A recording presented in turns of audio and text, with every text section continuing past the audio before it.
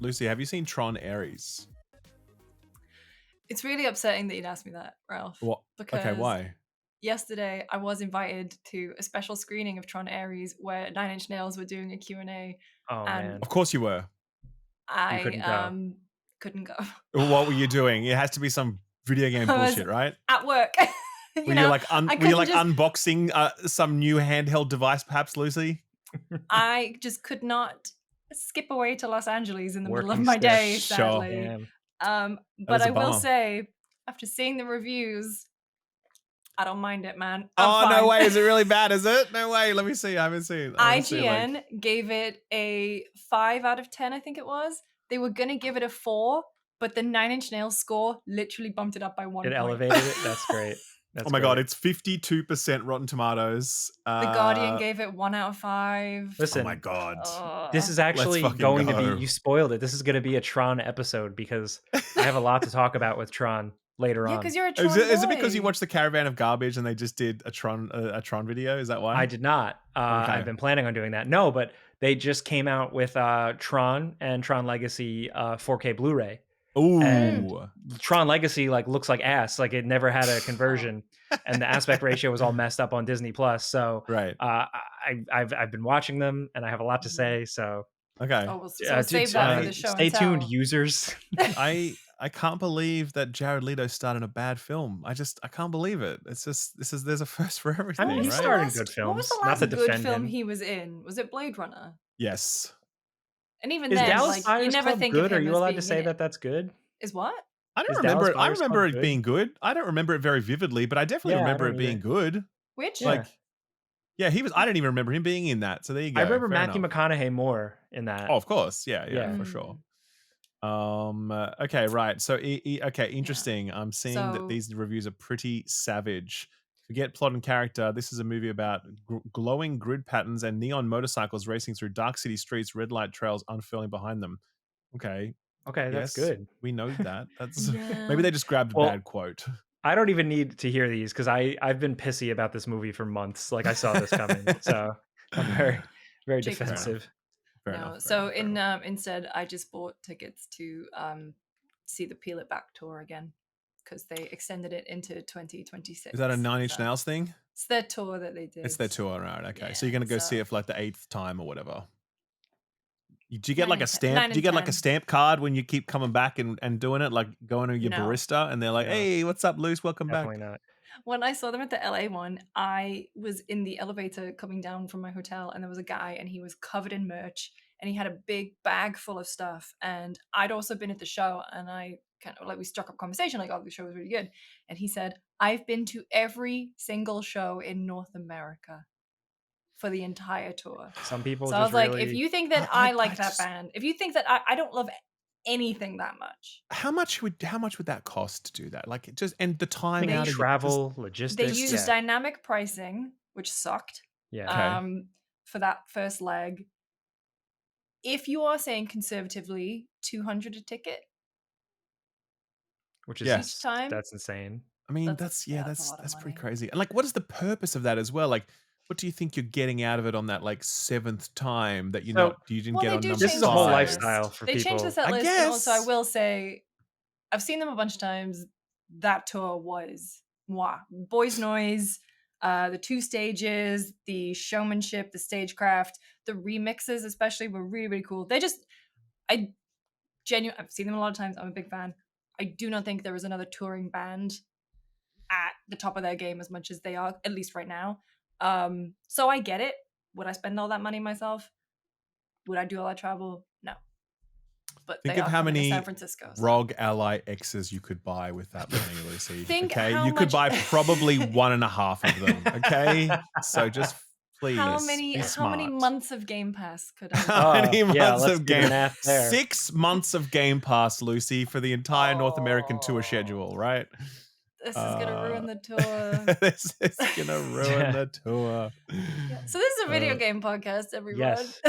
So, I mean, hey, only 6.5 minutes of random chat first. Drop. So we lot to talk about this week.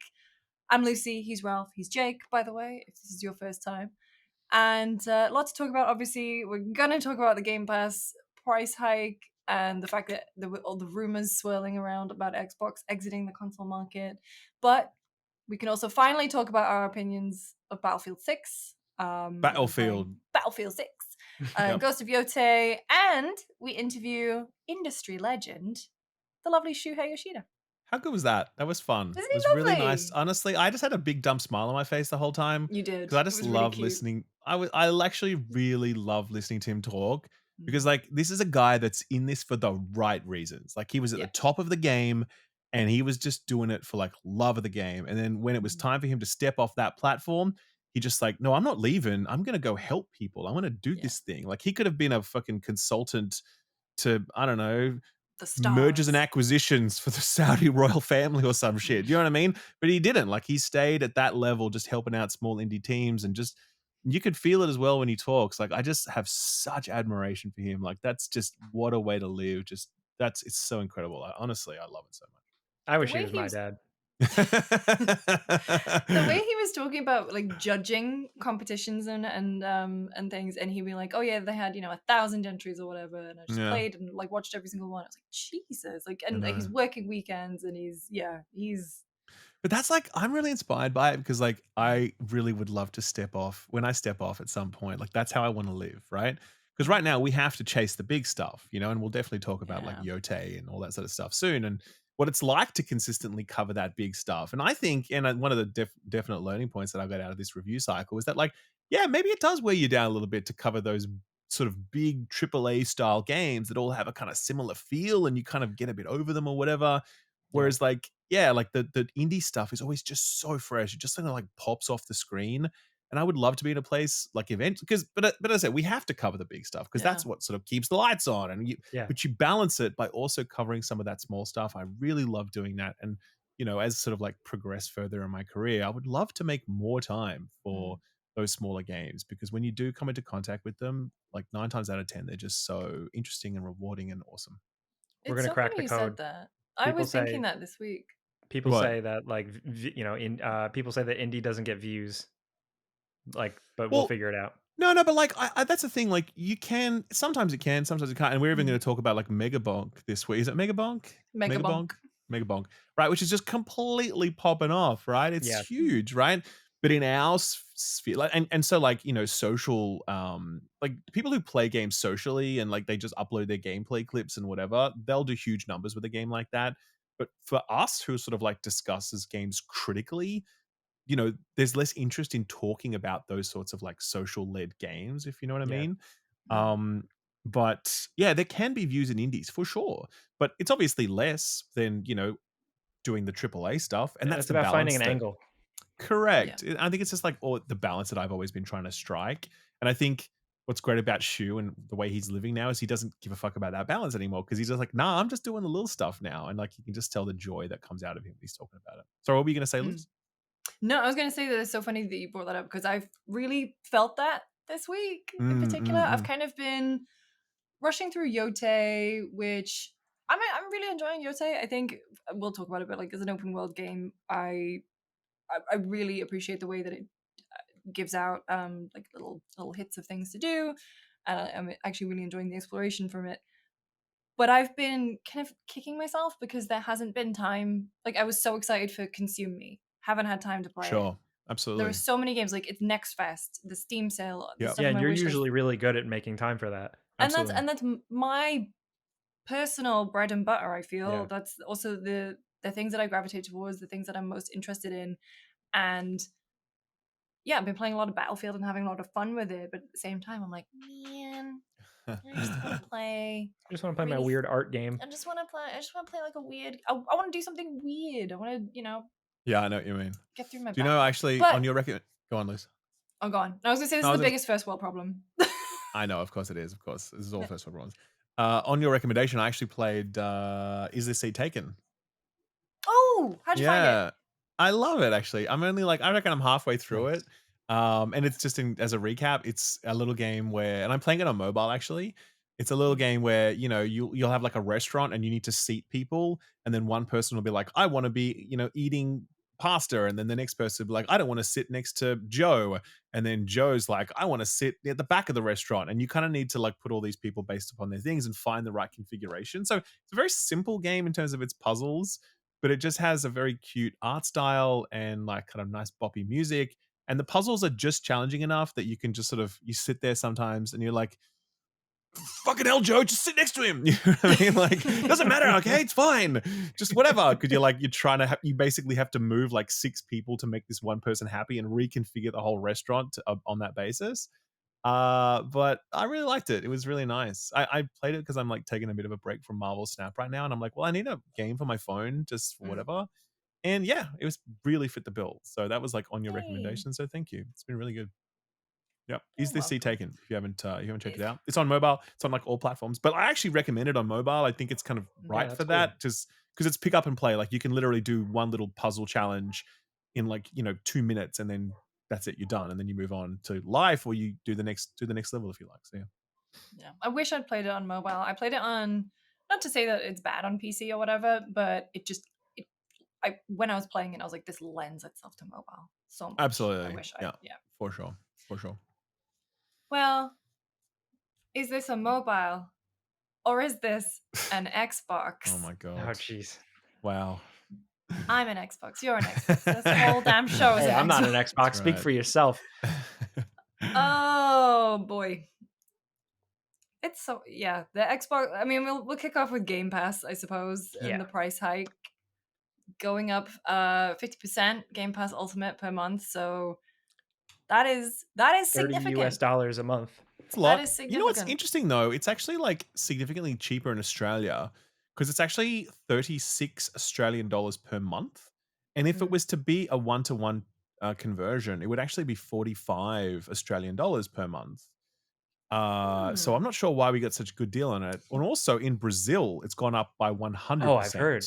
They're screwed. Month, so they're getting real, and they always get really screwed on console prices and hardware prices because they have some like insane protectionist policies in their economy. So like poor Brazilians, man, they're getting really boned. But yeah, but look, because I got an email about mine because so my account is British, and oh no, they just said it's going up in price. Right. Okay. That was it. I thought it was one of the ones because in some regions they have protections, so they can't do it straight away or something. Sure. But no, I'm just. Yeah, I mean, look, I get the detail behind this is that they've announced it. There's some reconfiguring of the other lower tiers. In particular, the bottom tier gets cloud streaming, which is actually really nice, and we can talk about a little bit about that. The mid tier gets some improved access to cloud streaming with some like shorter wait times, and the library is the same. But you get Xbox first party stuff is guaranteed to hit that service within 12 months of its launch, as in like the game launches, and within the next 12 months that Xbox game will appear there, right? So that's the guarantee they're making. And then the third tier, the ultimate, is 1440p streaming with minimal wait times. You're also getting access to Ubisoft Plus Classics, which is like all the Assassin's Creed games, all the Far Cry games. It's like all their back catalog, yeah? So you have basically a ready-made library of 400 plus games, plus Xbox are guaranteeing. Sorry, go on. EA Play? EA Play was already on there. Yeah. So that's the same. Oh, okay. Yeah. And so you're getting 400 plus games, plus Xbox is guaranteeing 75 day one games every year on the service. Now, obviously, some of those are going to be first-party Xbox. Some of those are going to be third-party, AAA titles, maybe AA titles. I expect. Obviously a lot of them are going to be indie titles for sure, but that's not necessarily a bad thing. And you also get some bonuses, like if you're on Riot and Epic Games Store, you get the Fortnite Battle Pass. Essentially, you get that, and that's already like $20 a month, I think, if I'm not mistaken, for that crew pass. So I think there's a lot of new stuff put into this. But I guess, like, what do you guys think right off the top? Like, Jake, what was your first impression of this? Like, when you saw this and then you sort of dug in, did your view change as you dug into it further, or you're like, where are you at with it? So for me, I think that it feels like the honeymoon period is over. To me, it was like, oh man, it almost felt like Xbox was going so hard and like buying up everything and putting on Call of Duty on this Mm, service and everything, mm, where like it was the best value in gaming for a lot of people, especially if you don't care about ownership and digital and stuff like that. Now it's a lot bigger of a conversation. And I understand that like for some people the amount of games you buy, it might still weigh out for you, but the reality is for me as like a person, like a $30 subscription to anything mm. makes you really stop and think for a while. For sure, for sure. And like especially That's if like it Adobe wasn't prices, anywhere. man. That's Adobe prices Oh, right don't there. even get me started. Yeah, I needed Lightroom for like a minute, and I Yeah, like yeah. I Oh, I forgot to unsubscribe, and it charged me like an extra $30. It was insane. Yeah, yeah, yeah, yeah, Um, yeah. so yeah, it definitely it doesn't feel great. It also like with Xbox's messaging, they often talk about how great everything is and how great Xbox Game Pass is, and then they jack the price up, and like everything is going up in this mm, world. Like everything's getting more expensive, but not a sudden 50% increase, Yeah, and for sure. also not on top of back to back console hardware price increases. So it just kind of feels like a massive bummer. And Yeah. yeah, I don't know where they go from here for it. I feel like it still might be attractive for some people depending on the math and the types of games they play, but I see it very much more for a lot of people becoming something that they unsubscribe, resubscribe, depending yeah. on the month. For sure, for sure. Yeah, that's what like TV streaming services for me have become, because I realized, why am I paying for Hulu? Why am I paying for Netflix? Like I will binge watch maybe one show on one service. And so now I've started to do that thing where I like rotate them around just because Yeah, yeah, so sure. like it's so much more cost effective. And with Game Pass, I can totally understand that some people would do that if they are holding out for something and come to the service and then just like, hey, I'm gonna opt in, I'll pay $30 for this game as opposed to paying 80. Yeah, Um yeah, I think it's just been a very messy 18 months in terms of how Xbox has all the changes they've made and the way they have been positioned to mm, people. mm. Um, Totally because look agree. at the way the third party publishing was rolling out, For PlayStation, that sure. went down like a sack of shit to their audience.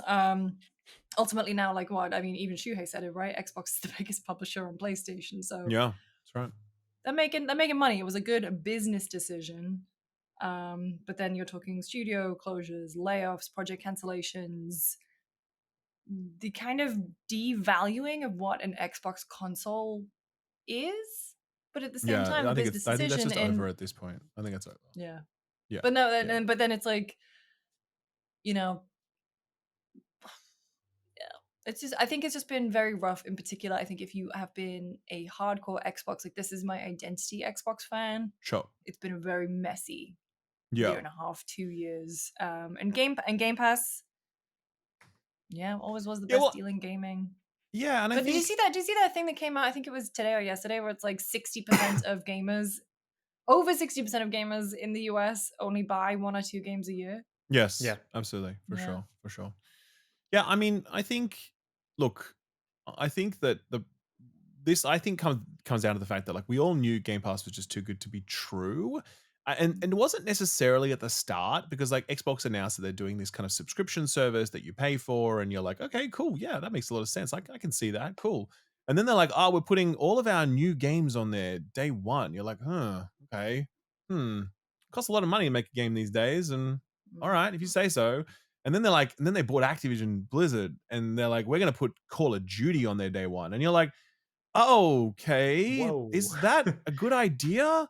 And like, reports suggest that they lost up to $300 million in potential revenue by doing that. And it's kind of like, well, yeah, because like Call of Duty makes a lot of money and you're giving it to people for like way less than what you could have. So like, obviously, right? I just think Xbox had this secret plan of like 100 million Game Pass subscribers. And, and if you do hit 100 million subscribers, maybe the economics wash out and it makes sense that you can put Call of Duty on this service and yada yada. If you fall short of that, you're like not making money, and you just doesn't make sense. And it was like, well, yeah, you're not going to hit 100 million subscribers. I think it's like what 25 or something was the last time we heard official numbers. Mm. It's $5 billion in revenue. It's making money as a product, absolutely.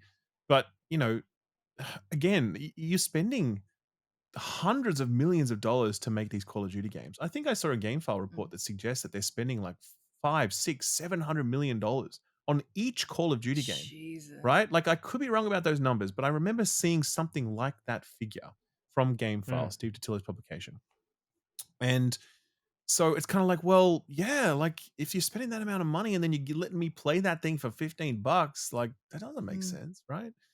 So this feels like just a correction on that front, with Microsoft really sort of like coming clean with the true cost of Game Pass and how much it costs them, how much it should cost us.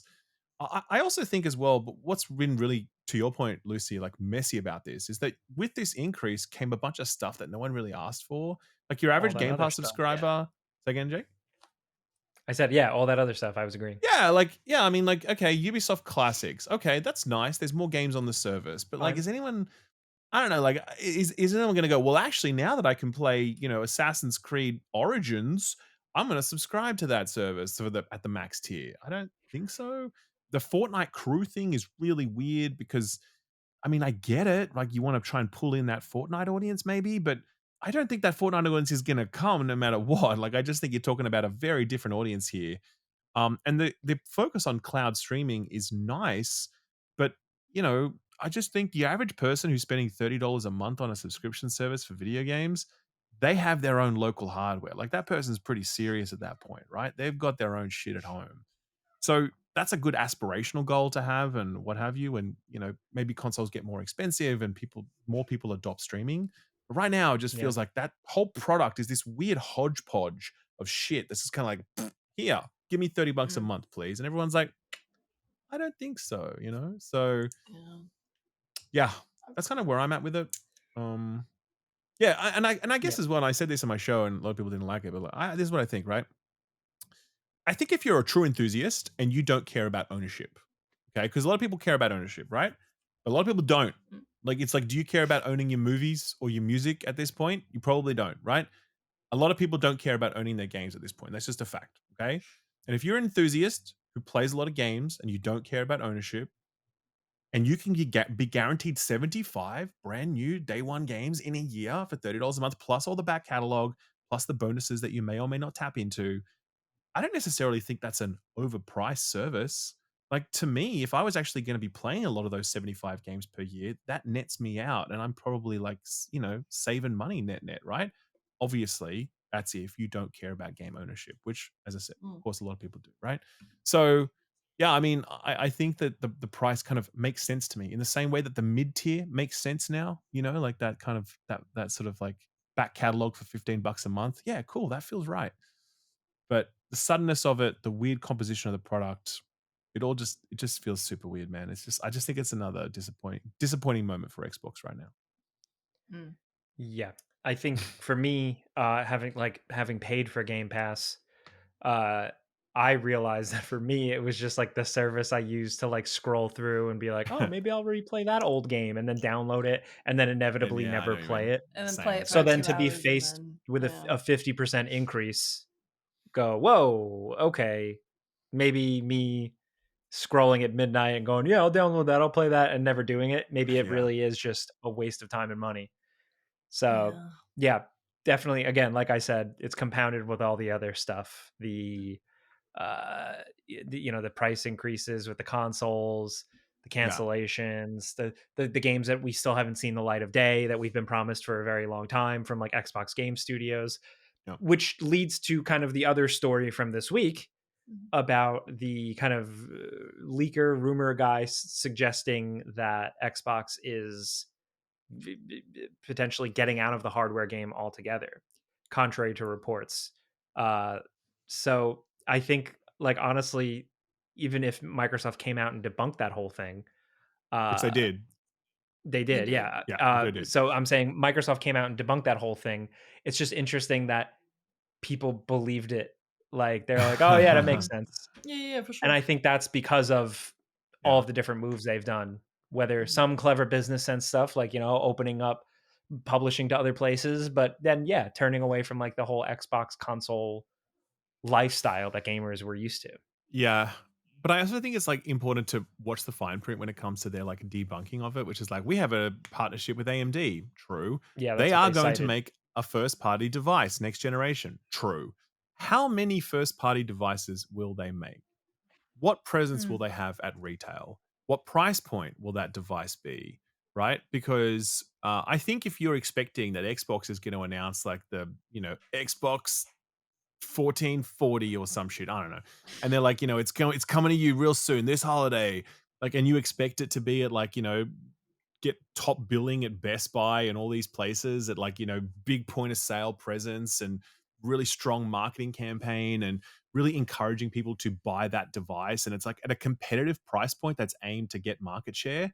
I don't think that's happening, man. I don't think that's happening at all. Like, I think this is going to be an offering, like a niche offering that's probably going to be partnered with like other manufacturers who are also making their own like Xbox devices.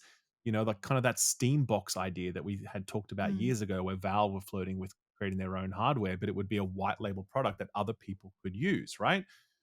So I think that's where it's going to go. I've seen for a long time now, Microsoft makes laptops, Surface laptops, right? Yeah. That's how I see this going, where they're going to make an Xbox, but it's just a thing you can have if you want. It's an enthusiast level product. It's niche.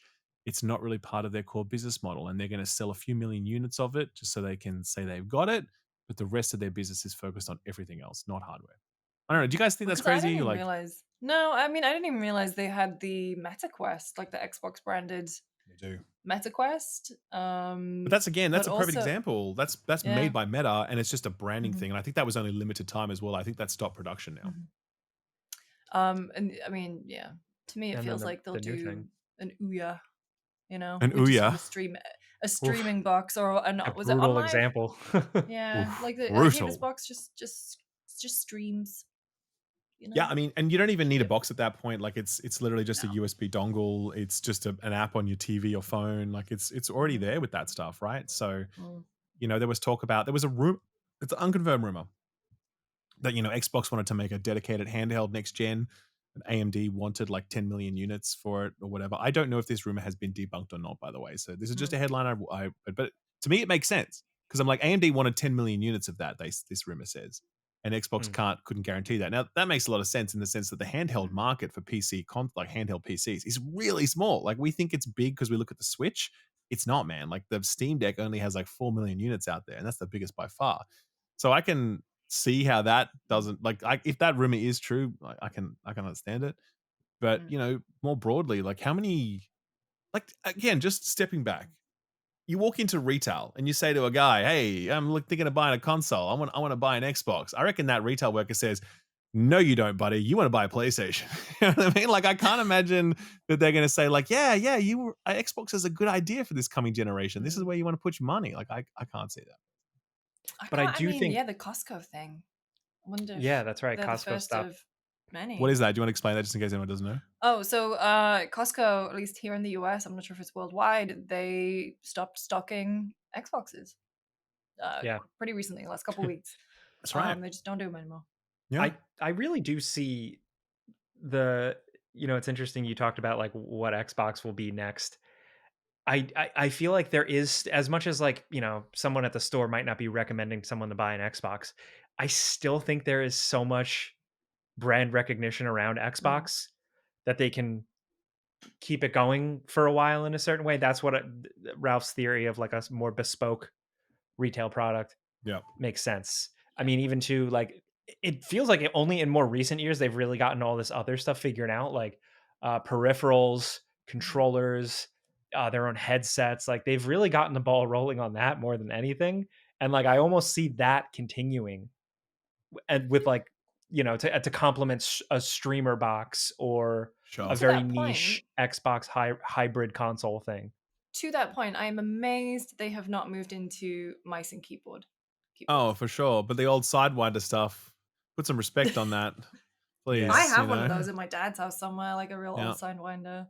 But Yeah, like, yeah, I yeah. mean, yeah, it's a Logitech Razer. They all have it in the market, and yeah, I mean, I I think there is a would be buying Surface it. mouse, I think, It's but it's shit. just No, yeah, I I know that love it. one. It's Oh, you so like weird. that? I It's that love it. weird curvy one that's just like kind of Yeah, and it it's can just sort click of flat. Yeah, It's like yeah, that remember one. the Snap bracelets? It's like a Yes. mouse that's like that. So Yeah, we yeah. had, when we were doing audio logs, which Gamespot was a show that we made where developers would like draw on the screen over gameplay and stuff. We had a Surface Studio, which was Oh, Pretty yeah, sure. I badass. remember those. giant Yeah. uh like tablet For thing, sure.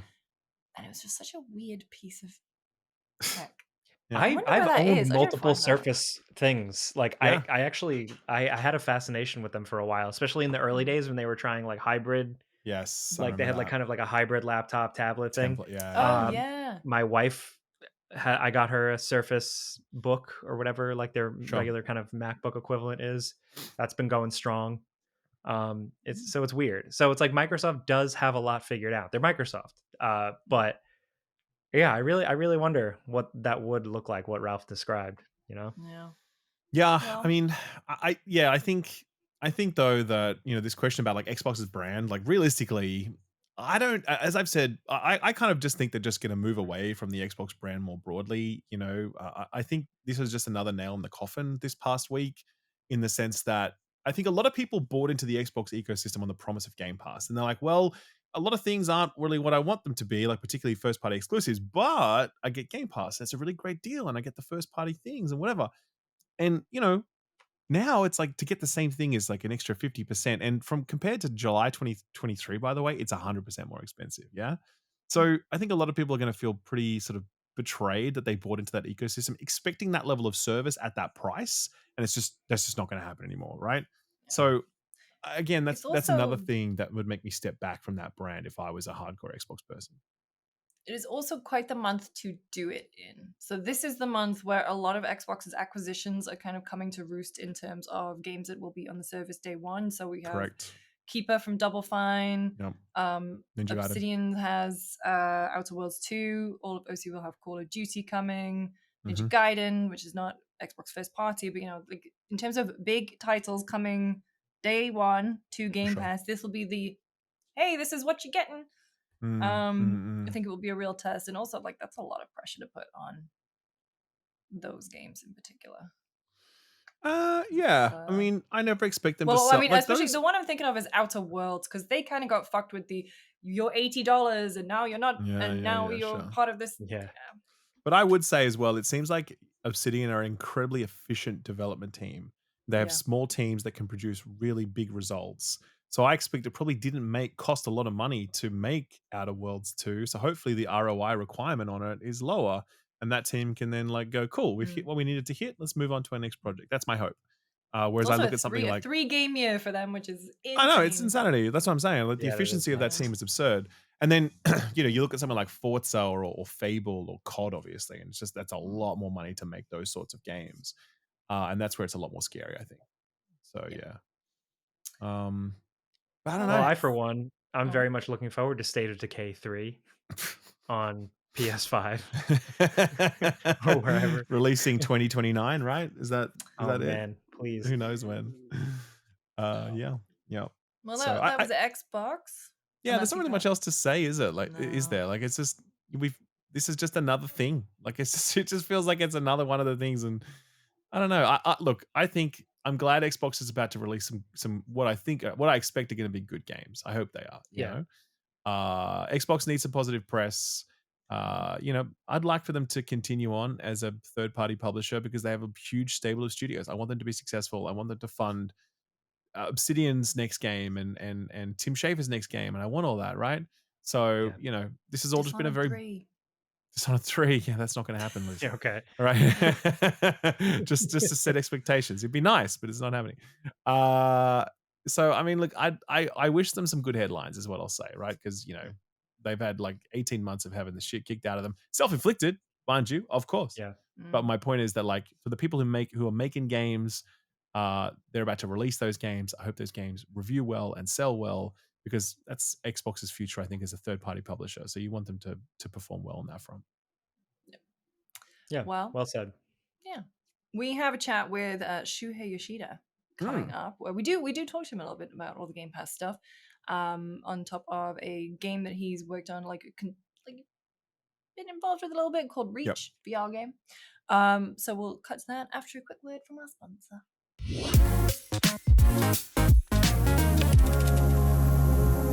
This episode is brought to you by Raycon Everyday Earbuds Classic.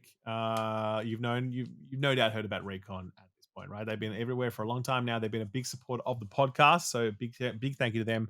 But Raycon, they make really high quality, really affordable earbuds.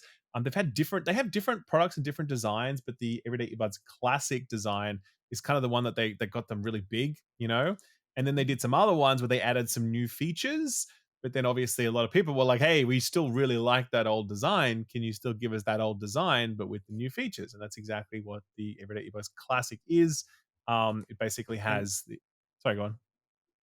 I was going to say the best thing about this is that it goes back to the old capsule design. So For sure. the carrying charging case is so sleek, so small, it slips right in your pocket. But it has quick charge functionality now. So like 10 minutes of charge gets you 90 minutes of playtime. They've added awareness mode and active noise cancellation as well. So you're getting all these features multi-device at an affordable connect price, which is huge. Oh yeah, that's true. Connect's the other one, so you can actually have it connected to multiple things at once.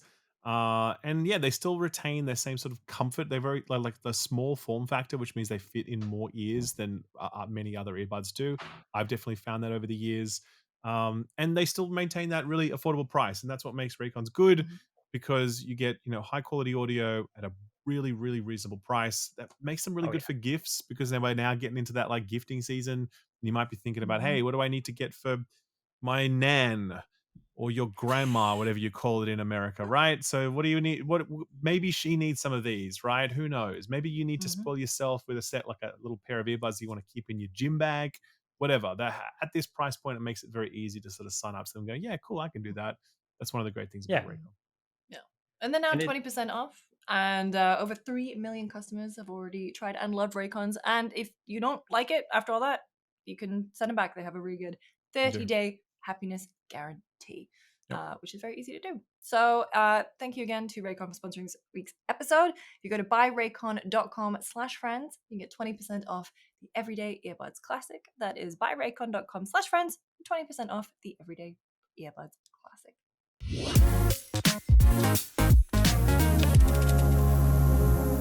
Shu, it's great to see you. How have you been? And it's been a while since you left Sony now. What some of the things you've been up to? Yeah, well, surprisingly, I've been so busy this year. I wasn't anticipating, and it's been amazing. So I was at Sony for so many years, and I had fun working with many people in the industry, and people are nice. And but all the time I wasn't sure people were nice, because I was at the very high end of Sony, big platform. So people do business and like to be nice to company, people like that, or people just like me. So when I left the company, became freelance, many of the people I knew and I know and I liked asked me to work together. So that's amazing. So what I've been doing is I've been, staying in the indie scene, because I love indie games and like to do something for these, especially young, developers. So I've been advising 4 companies now, to indie publishers and to indie developers. And I'm doing random, taking random questions from developers. They send me like a pitch deck or a prototype and ask me my opinions, and I've been giving them impromptu feedback. My feedback is always direct and make it clear that if something is wrong with the things, I tell them, and it's up to them if they take my word or not. But oftentimes they appreciate my feedback. And I've been attending events, indie-focused events. This year, I skipped the GDC and Gamescom, and I felt great. so that I was able to go to events like Busan Indie Connect or this summit, Tokyo Indie Game Summit, Taipei Game Show. All these indie-focused events, and meet with developers and find nice indie games and again, give them feedback. So I've been busy working with the indie publishers and developers that I respect and I've known for a long time.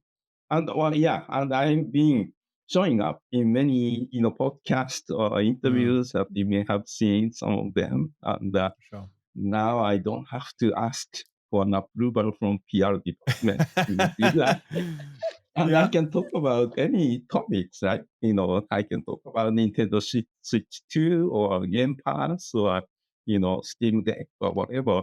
That's cool. So I'm having super fun and Yeah. I've been keeping myself super busy. Oh, yeah. And there are so many indie events, and within the events, there's always an award, right? And, and so many events organizers ask me to be on the jury for the judges for the award.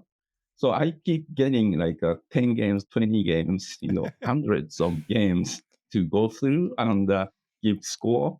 Like a Tokyo Game Show, there's a corner in the area. We select 80 games to give out space, for free for developers.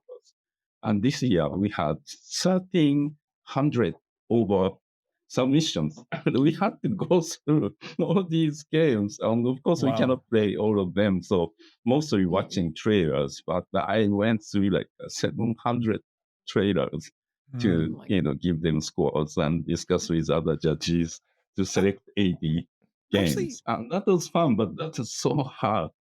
Yeah. I spent so many weekends dedicated to do that. I actually have a question about that because the Japanese indie scene is one that we haven't heard much about historically. I think the indie scene as we know it is really sort of a Western scene, whereas when we talk about Japan, we're typically talking about the larger publishers. Has that been changing in the last few years in the indie development scene in Japan? Is that transforming? Yeah, rapidly, like last 3 or 4 years. Like many things in Japan, Japanese companies look at other people, right? And if one company is doing something that they feel like they should be doing, they do that. So rapidly, suddenly, there are so many new indie publishers spawning up in Japan, whether it's a new group of people from the industry or the established companies from other industry, like Shueisha or Kodansha or Palco. Do you know about Palco? Yeah. It's a store. Yeah. Or Shochiku, they do kabuki. So all these media companies and similar like a content company or even Tokyo Fudosan is a real estate companies. They got into indie publishing because that's something they should be doing that they feel. So there are so many new publishers funding and supporting indie developers in Japan. And there are other activities like Marvelous been doing the incubation program, amazing incubation program called IGI, Indie Game Incubation. And it's their fifth year, and they have helped many good, games to help them learn about how to do things in the industry. So every year, and of course, new events. So there's a big summit. There's a TGS, right, in the areas. Now, there's a Tokyo Indie Game Summit in March in Kichijoji. It's growing. It's their third year. And last week, I was in Osaka to attend Osaka Indie Game Summit. It's the Osaka version of Tokyo Indie Game Summit. So it's their first year. It's the first major game event in Osaka. So there are lots of people. And, it's great. So I am asked to become official supporter of the event. So I attended and did like opening talk or something like that. So, so all these things happening rapidly now in Japan. That's amazing. When you see a game early, Shu, you mentioned there you were looking at 700 submissions, and over your career, you have frequently championed so many games, and you see them at such an early stage. What is it what springs out to you, and what makes it, that's Shu's pick, that is going to be big? What is the X factor when you see a game these days? And how has that changed? Yeah, so there's so over many time? games being proposed or developed, right?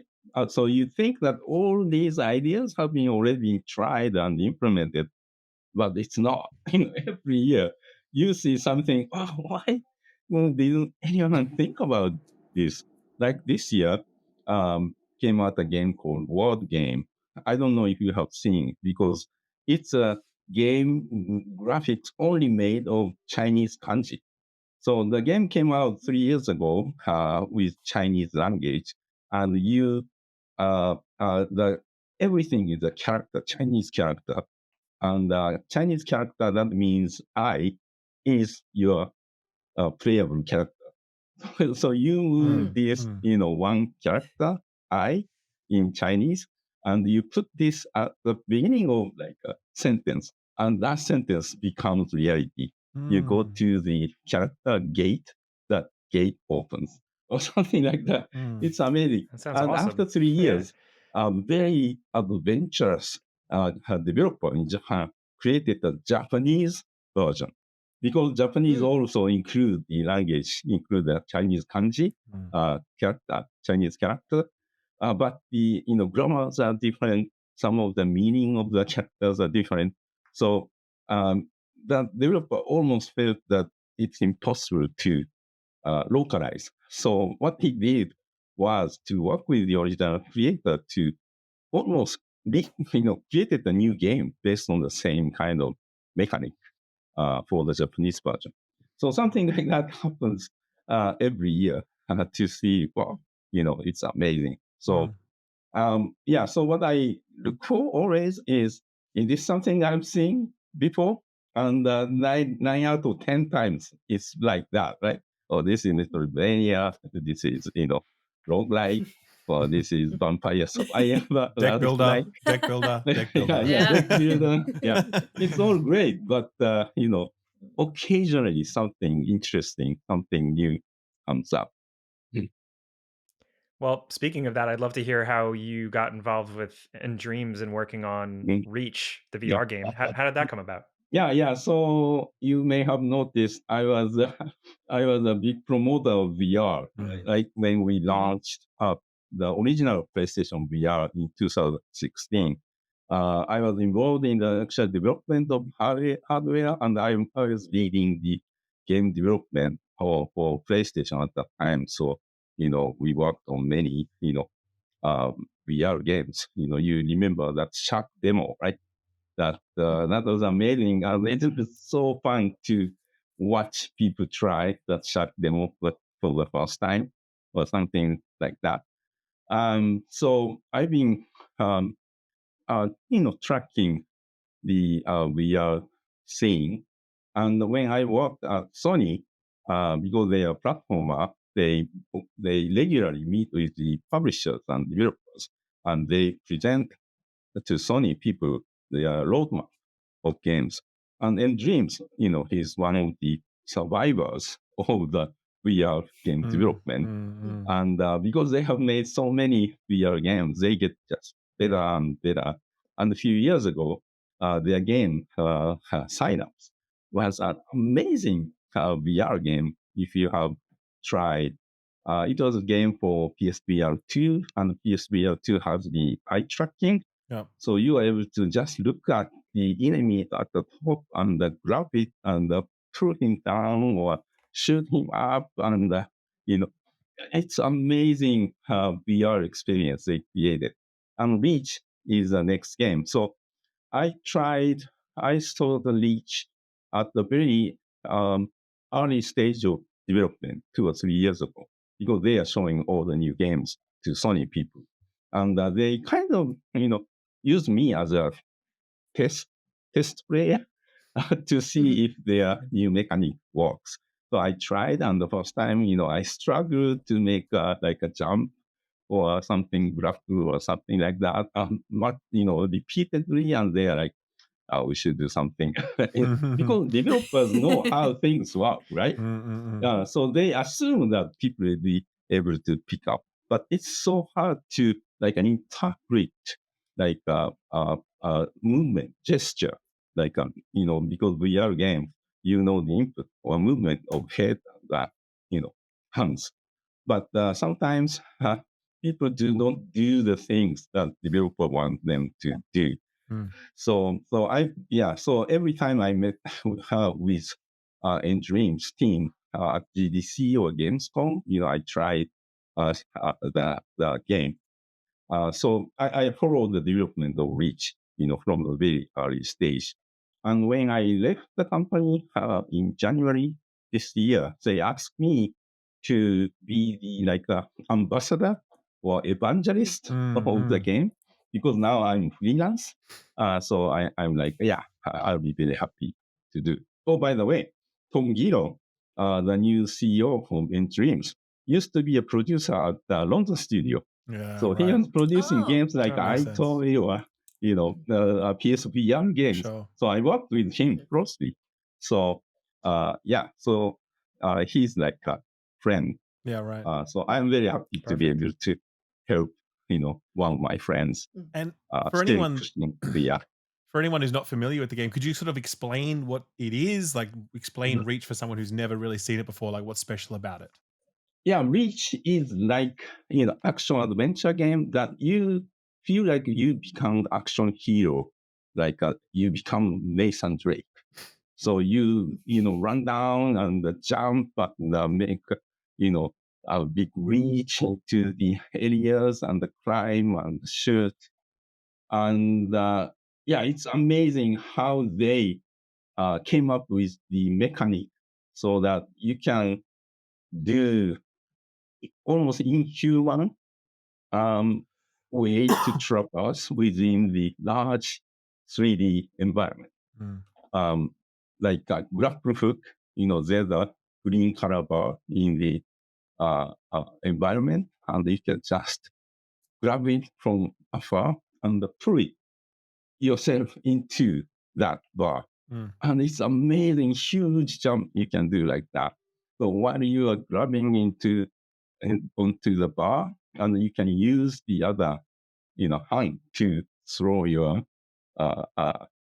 shield, and throwing shield, you can hit the enemy or something like that. So the combination of tools that's available, and you can make a huge jumps or traversal in 3D space, and the combat is used the bow and arrow. Right.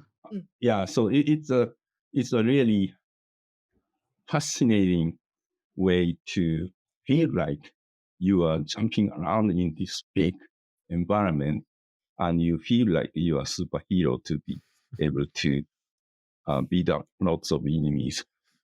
Does it have the because one of the things I struggle with is I do get motion sickness when I do VR. Does it have anything in place to reduce that? Because it sounds like it's one of those games that just a lot of movement. So is there anything to take the edge off that?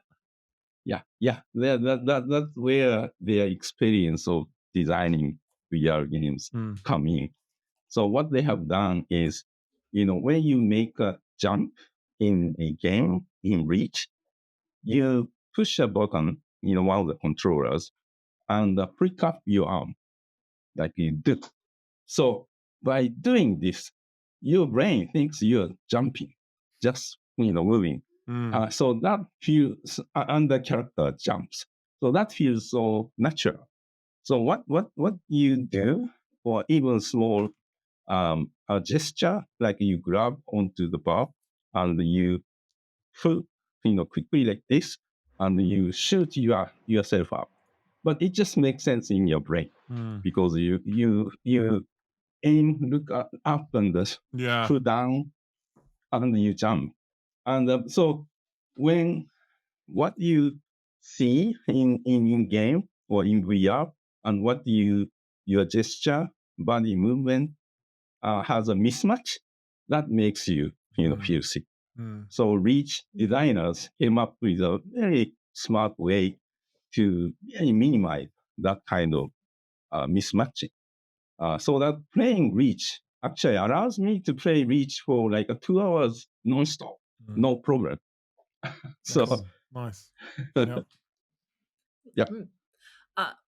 you're a big proponent of VR. How do you think the VR gaming landscape is faring at the moment? What do you think the challenges are for it? Yeah, well, challenge. It's it's been a long, many years of challenge, and lots of money came in at the beginning of the launch of Oculus and PSVR, and Valve system disappeared.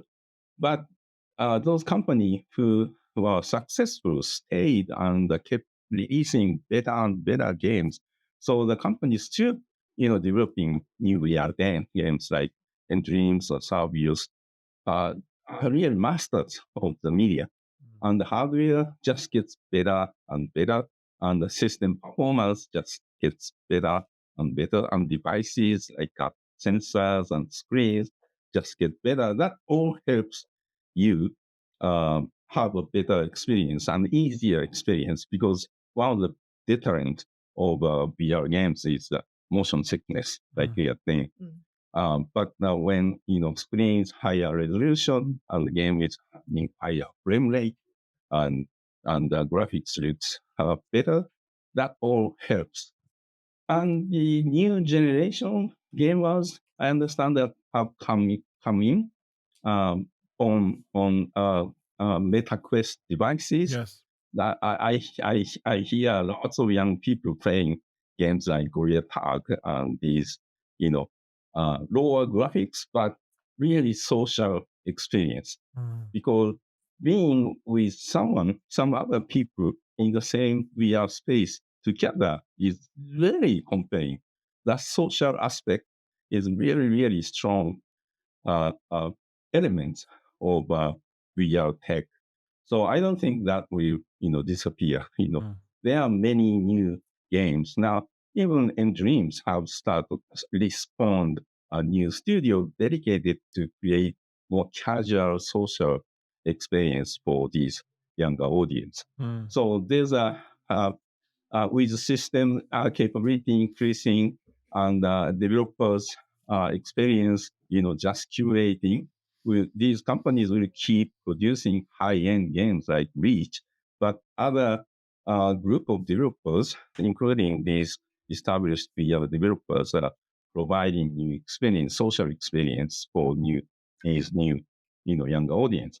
And the devices can just get better, and AR or XR capability is really amazing. It just looks like wearing glass in terms of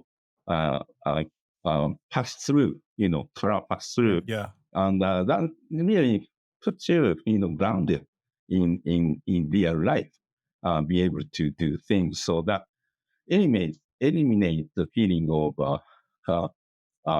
loneliness or being detached from the world. So all different angles, the medium is keep making progress.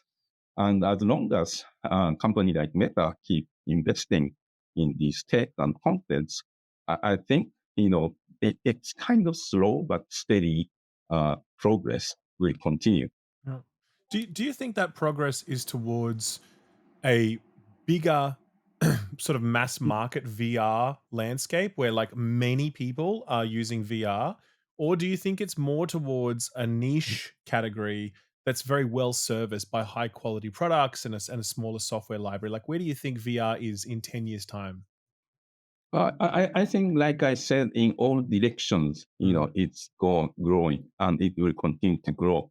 And in the high end, will become even more amazing experience.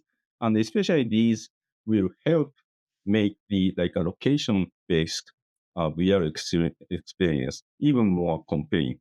So companies who have the IPs, they want to recreate the beautiful world they have created for movies and all these IPs will continue to find VR location-based VR experience to take advantage of this advancement of technology.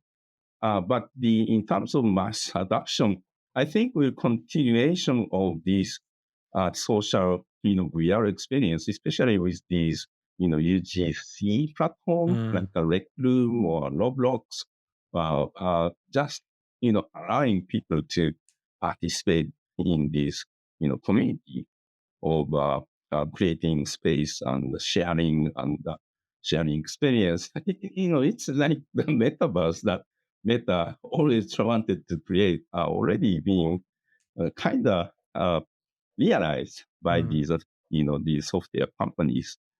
So that especially if companies are able to provide good, high quality devices at a reasonable, cheaper price, Sure. I think adoption will just continue to Yeah. grow. And I think interested to hear your sort of broader thoughts on industry innovation and investment. But before that, just a very quick question specific to PSVR 2, because obviously that's a device that I think Sony has stepped away from a fair amount in terms of their investment in first party and even third party offerings. How do you see that right now? Do you think that that is a smart call based upon the current landscape? Would you say actually, it needs more investment and that they might see some return if they double down there? How do you see the Sony's investment in PSVR 2 right now? Well, PSVR 2 system is, I was involved when I was at Sony, when for really realizing the high-end experience to push forward the VR medium, like adoption of, eye tracking before any other companies. And some companies like in Dreams made use of that technology to show what VR could do. And as far as I'm concerned, I get lots of tweets every day, and it feels like people who have bought into PSVR 2, invested in this system, have been having really great time. Even though first party kind of stopped releasing new game, there are stream of new good games coming out from third parties, whether it's supported by Sony or not. And I think that will still continue because companies who make games, VR games, not just for the lower end social experience for Meta Quest, they would try to recoup from as many platforms as possible. And people who own the PSVR 2 are the dedicated VR experience, and they are very excited by the announcement that was made recently that Microsoft Flight Simulator is coming out. And that's the kind of application that higher end system like PSVR 2 benefits by creating amazing vista while you are kind of, driving the plane. So I don't know about, their plans for the future, but I think what they have done by investing in PSVR 2, I hope, was a positive contribution to the overall industry. I hope. Sure. You mentioned Xbox there. I think that's a good segue to talk about a lot of the Xbox news and just what the landscape looks like for consoles in general right now. We're coming off, for those at home, this is the Monday. Over the weekend, there were all the rumors that Xbox is bowing out of the console race. Costco's not selling Xboxes anymore. I'm really interested in your take as someone who worked for a platform, in fact, the direct competitor to Xbox for so long. What your take is on their position in the console space right now. Well, they now they are now calling PC Xbox, right? Yeah, it looks like they all shifted their strategy to PC, and that's great. That makes sense. They have a Windows system as well. So it's and then they have gone multi-platform, right? Microsoft is the biggest publisher on PlayStation platform, I think.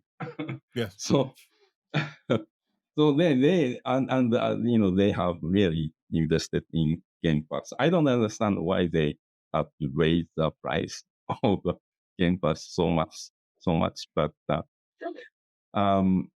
yeah, so they have totally gone their own way in terms of platform strategy.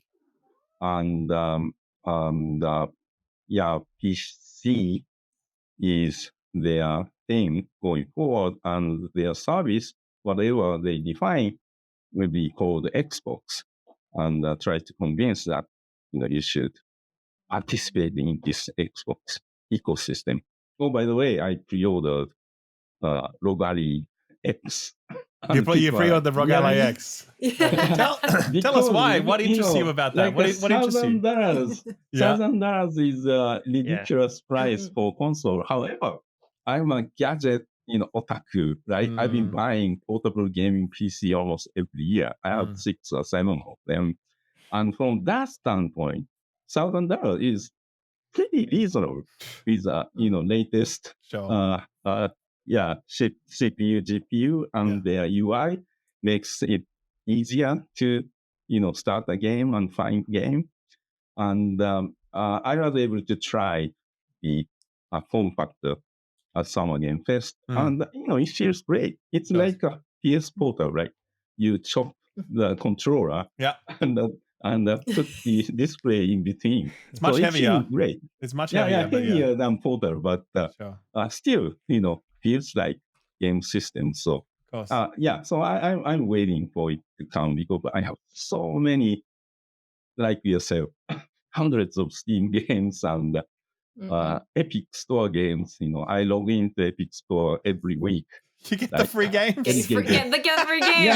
Playing, Gotta do it. All these games, I can play on Rogue X. Oh, that's great. So, yeah. So, I mean...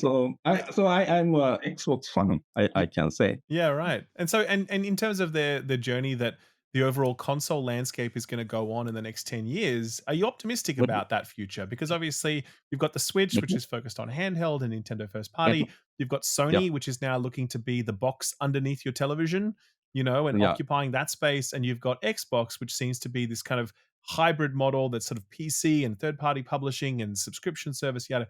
That overall landscape, does that excite you? And do you think there are good things ahead? Or do you think actually there's more disruption and there's not much to look forward to over the next decade when it comes to the platforms? Well, so it's super interesting because all three companies went different ways. Yes. Nintendo Switch, I mentioned Switch 2 is exactly what everyone anticipated. So it's a bit boring, but it's really great system, especially from portable gaming PC otaku myself. The thinness of lightness of Switch 2 is amazing. They've done amazing design with the system. So they continue to thrive. The PlayStation is the most interesting thing because, the Moore's Law has kind of matured, right? So you don't get as much, benefit by, taking time. So the graphics has, almost hit to the level that even I cannot tell the difference between the some of the graphics, capability, like ray traced or not ray traced, unless it's side by side or, higher frame rate. So PlayStation clearly, in my mind, I have zero, information about their plans, but clearly they just cannot do the same thing they have been doing, is increasing the graphics power and providing the high-end experiences. They might just do that, but still, that feels like a niche audience right now. So there's a rumor that they might be doing portable, like if they can do a portable with PS5 and PS4 compatibility, that may be very attractive to all these people who have libraries of games on PS4 and PS5. But I don't know. So I think it's really fitting that PlayStation has a new generation of management. Nishino-san in his 40s, he's like 46 years old, so much younger generation. Up until Jim Ryan, it's always been like our generation, the first generation of PlayStation in managing, leading the company. But now Nishino and Herman is much younger generation, so they can do something disruptive. They don't have to follow what they've been doing. So yeah, it's super interesting. Their next step. You mentioned Sony. They can't just keep increasing the graphics. What do you think they can do? Because it does feel different now, because those games come fewer, bigger gaps between them, and then we have other massive audiences that are just going to play Fortnite or Call of Duty forever. So what do you think Sony can do? For myself, I think PS5 is an amazing system in terms of quality of experience. I think the adoption of the SSD was like almost miracle. Like I was talking about, when playing a Souls-like game like Sekiro on PS4, it's hard, right? And you get beaten by the boss. And next, you have to wait for a long load time. And that's almost the game telling you, you suck. You don't deserve. Go away. Right? Think about what you did. Yeah. So that long load time is the message that, I don't deserve.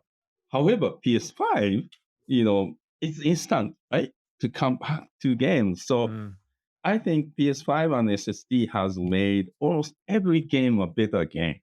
Let people to continue playing and more engaged. And so, Sony and Matsani, they are so brilliant in designing and devising, creating systems that people can really enjoy. Like PS4 works really well. When it was announced, including myself, why that? But once you get hold of it, it works. It is very convenient to play games on my bed. So hopefully they have been cooking something that we don't know about. That's when we get hold of it, it's this is great. So fingers crossed. Yeah. Fingers crossed. Well, Shu, thank you so much for joining us. I'm sorry, my cat is also joining us. We hope to speak to you again soon. Yes.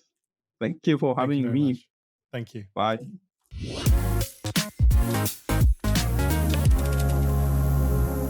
And we're back. Nice. With a user question. I haven't done that in a while. With a user question from Rafael Garcia. So if you have any questions for us, hit us up at contact@friendspersecond.com if you want email, or check out our newsletter, which is friendspersecond.substack.com. And we check the comments and stuff. So this one is from an email. Long-time user, first-time inquirer from Montreal. Since I started playing games more seriously in the past 5 years, I've tried to decrease my searches for answers online, either when I'm stuck on a puzzle or a boss, or if I don't know where to go next. I really only look online when I feel like I'm stuck for 30 minutes. With you being reviewers, you do not have the luxury to have answers or tips when getting stuck, apart from talking to other reviewers. Right. For games you've gone back to that you didn't play before release, do you use guides? Do you look stuff up when you feel frustrated or stuck? How do you feel about getting help? For me, it takes away part of the fun, knowing that I wasn't able to figure it out on my own, but it also reduces the frustration from wasting the limited time I get to play each day. I know that some games are designed to make you feel lost and want you to look everywhere for the clue that will make you progress, so it is constantly a balancing act between my sanity and my will to persevere. Nice. Thank you so much for your work. Good question. What do you do pre-release? How do you do it, Jake? Fucking kill myself. I don't know. Settle down, Jake. No, I think we have. I did see you post in the Discord about a Silent Hill thing. Yeah. Okay. And then you deleted it. Those Silent Hill puzzles. There's a balance, right?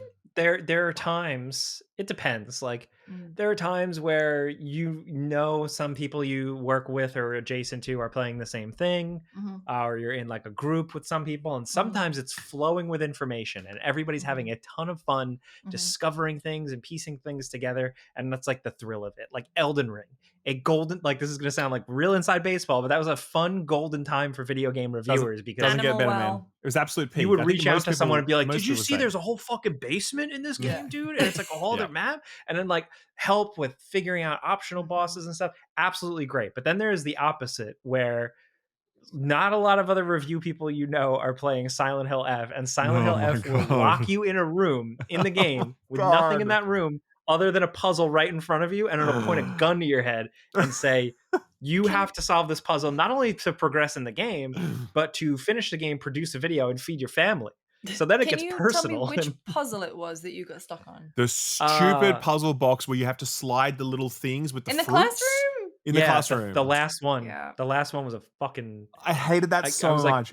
Yeah, I was going insane. Amanda and I were both doing like the Pepe Sylvia meme. I knew what the answer was, but I was not as well versed with what the thing looks like.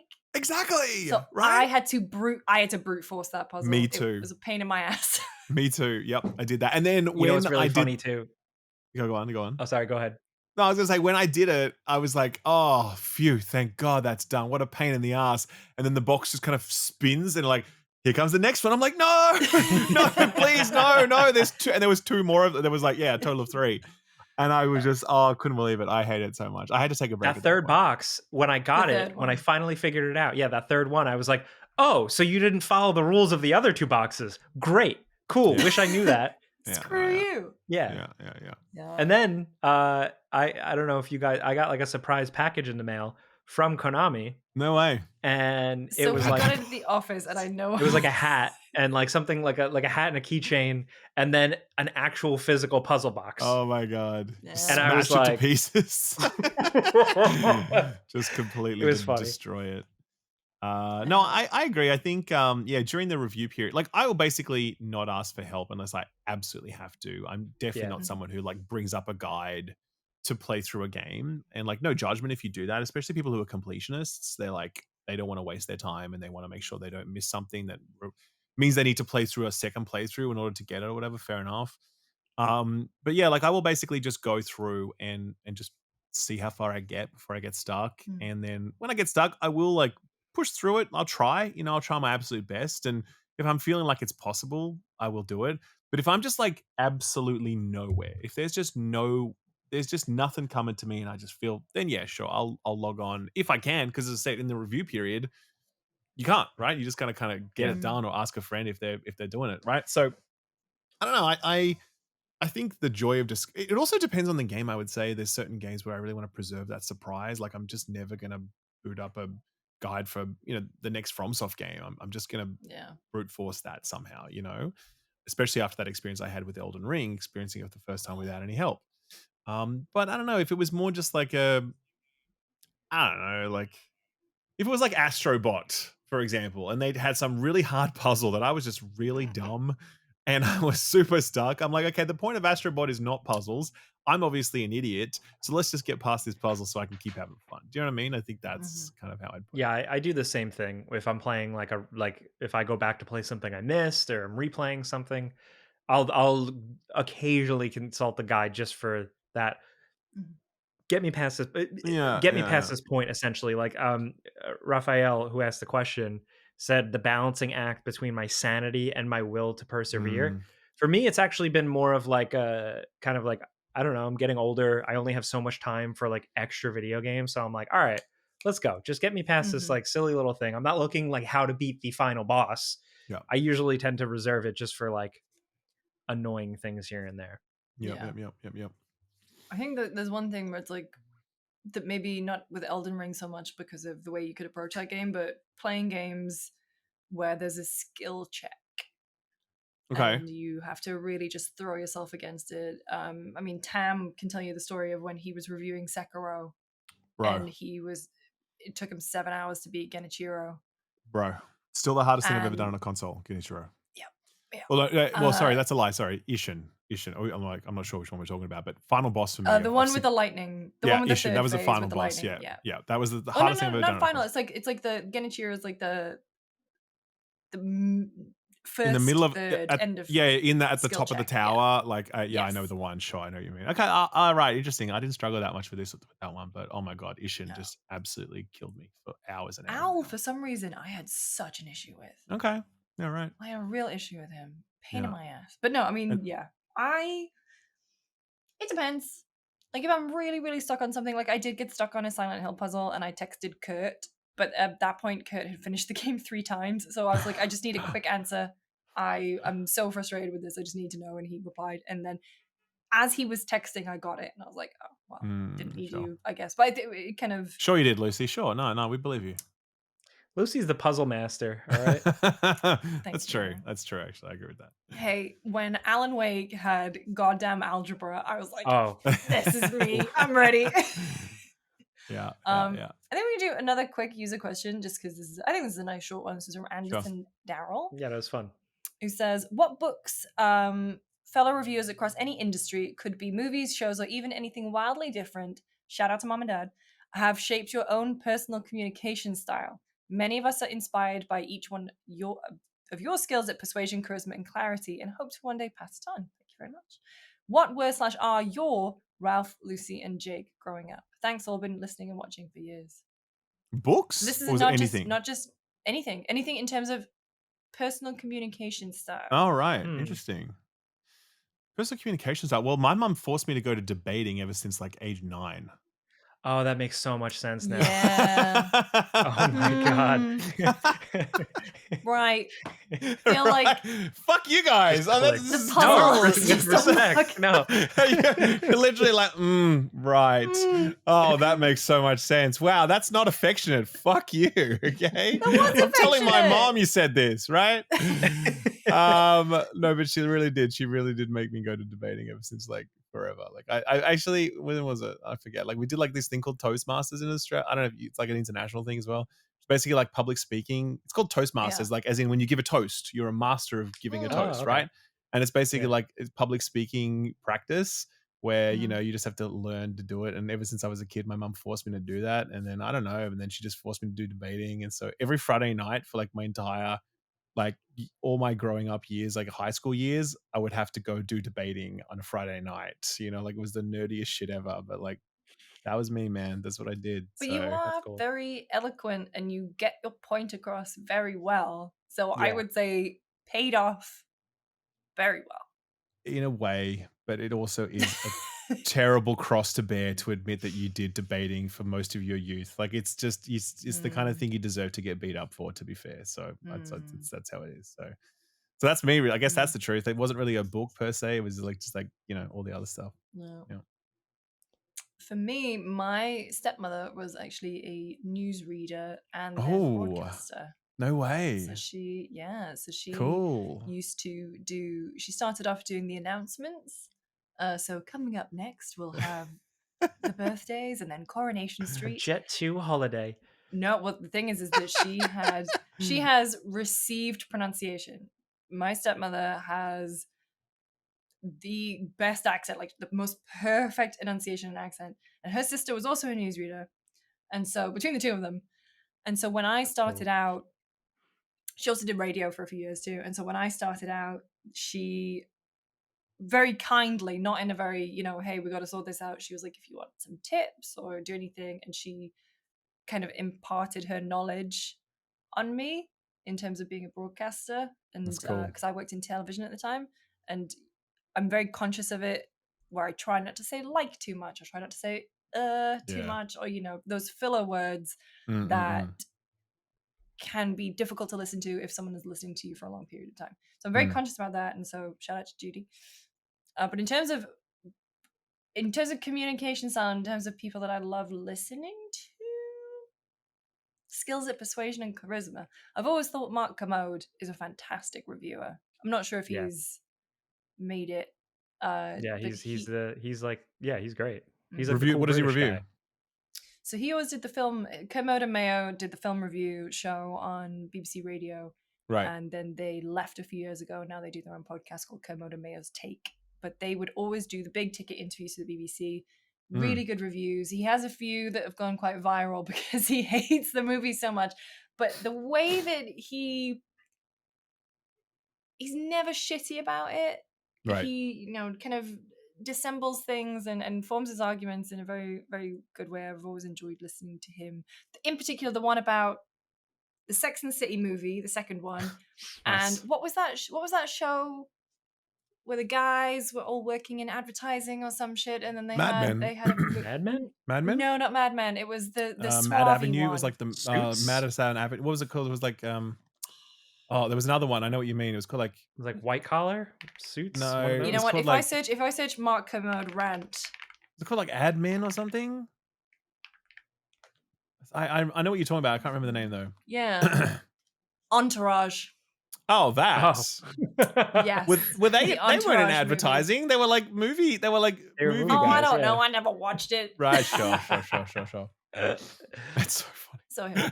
They're in advertising. Mad Men. We said No. totally different Entourage. shows. Oh, right. Yeah. Yeah. Okay. Sure, Luce. Oh god.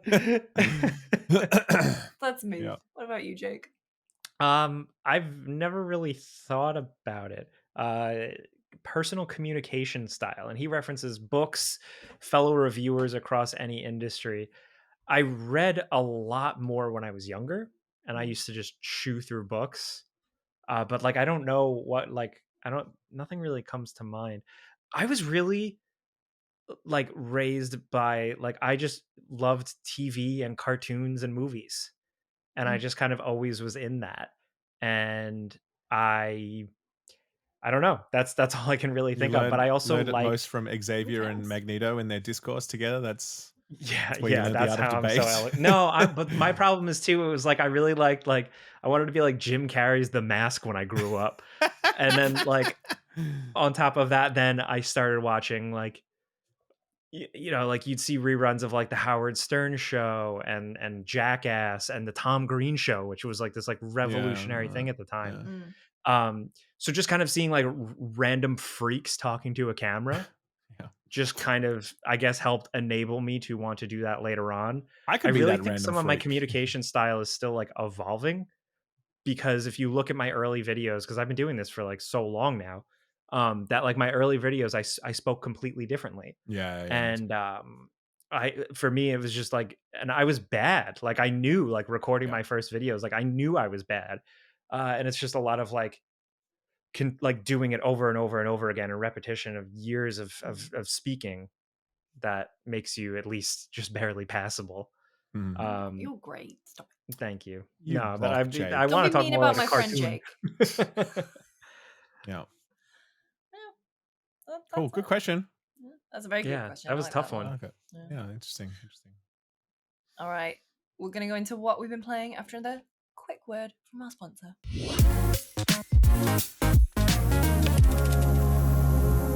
The nights are getting longer. The days are getting shorter. This is where it's autumn. This is where I thrive, okay? I love it. I love holing up under a big blanket and just being all cozy. But the one thing I can't do is I'm struggle to find like time to cook. I don't really like cooking when it's dark. That sounds weird, I know. Yeah. But that's why I use and love Factor, because then I get chef prepared, dietitian approved meals that are good for me and taste real good, and they're just ready for me to keep on being cozy with. Yeah, I mean, if you think about it, fall is like the time of change or reset. You're going back to school, maybe you're starting a new job. So maybe changing up your diet plan here with Factor is great. You don't have to waste time doing meal prep or going to a grocery store. In this busy life, you got to prioritize time. And with Factor, it's really easy because there's so many different choices. Keto, vegan and veggie options, calorie smart stuff if you're looking for that, or just chef's choice, have some good food, tons of options, like new kind of global flavors. So if you're looking for something a little more like in the Asian world, you can change that up. You can change the way the box comes to you, like in terms of what types of meals, how many you get, how often. Factor is just really flexible. And I mean, like in terms of nutrition, if I'm looking after myself the whole time, then I'm going to eat like a little garbage kid. So 97% of customers say that Factor helped them live a healthier life. And so that's pretty huge. It does make me feel good about myself to know that I'm putting something good in my body. And if you want to do the same, eat smart at factormeals.com/FPS50 off and use code FPS50 off to get 50% off your first box plus free breakfast for 1 year. So that is code FPS50 off at factormeals.com for 50% off your first box plus free breakfast for 1 year. Thank you so much to Factor for sponsoring this week's episode, and the offer is only valid for new Factor customers with the code and qualifying auto-renewing subscription purchase.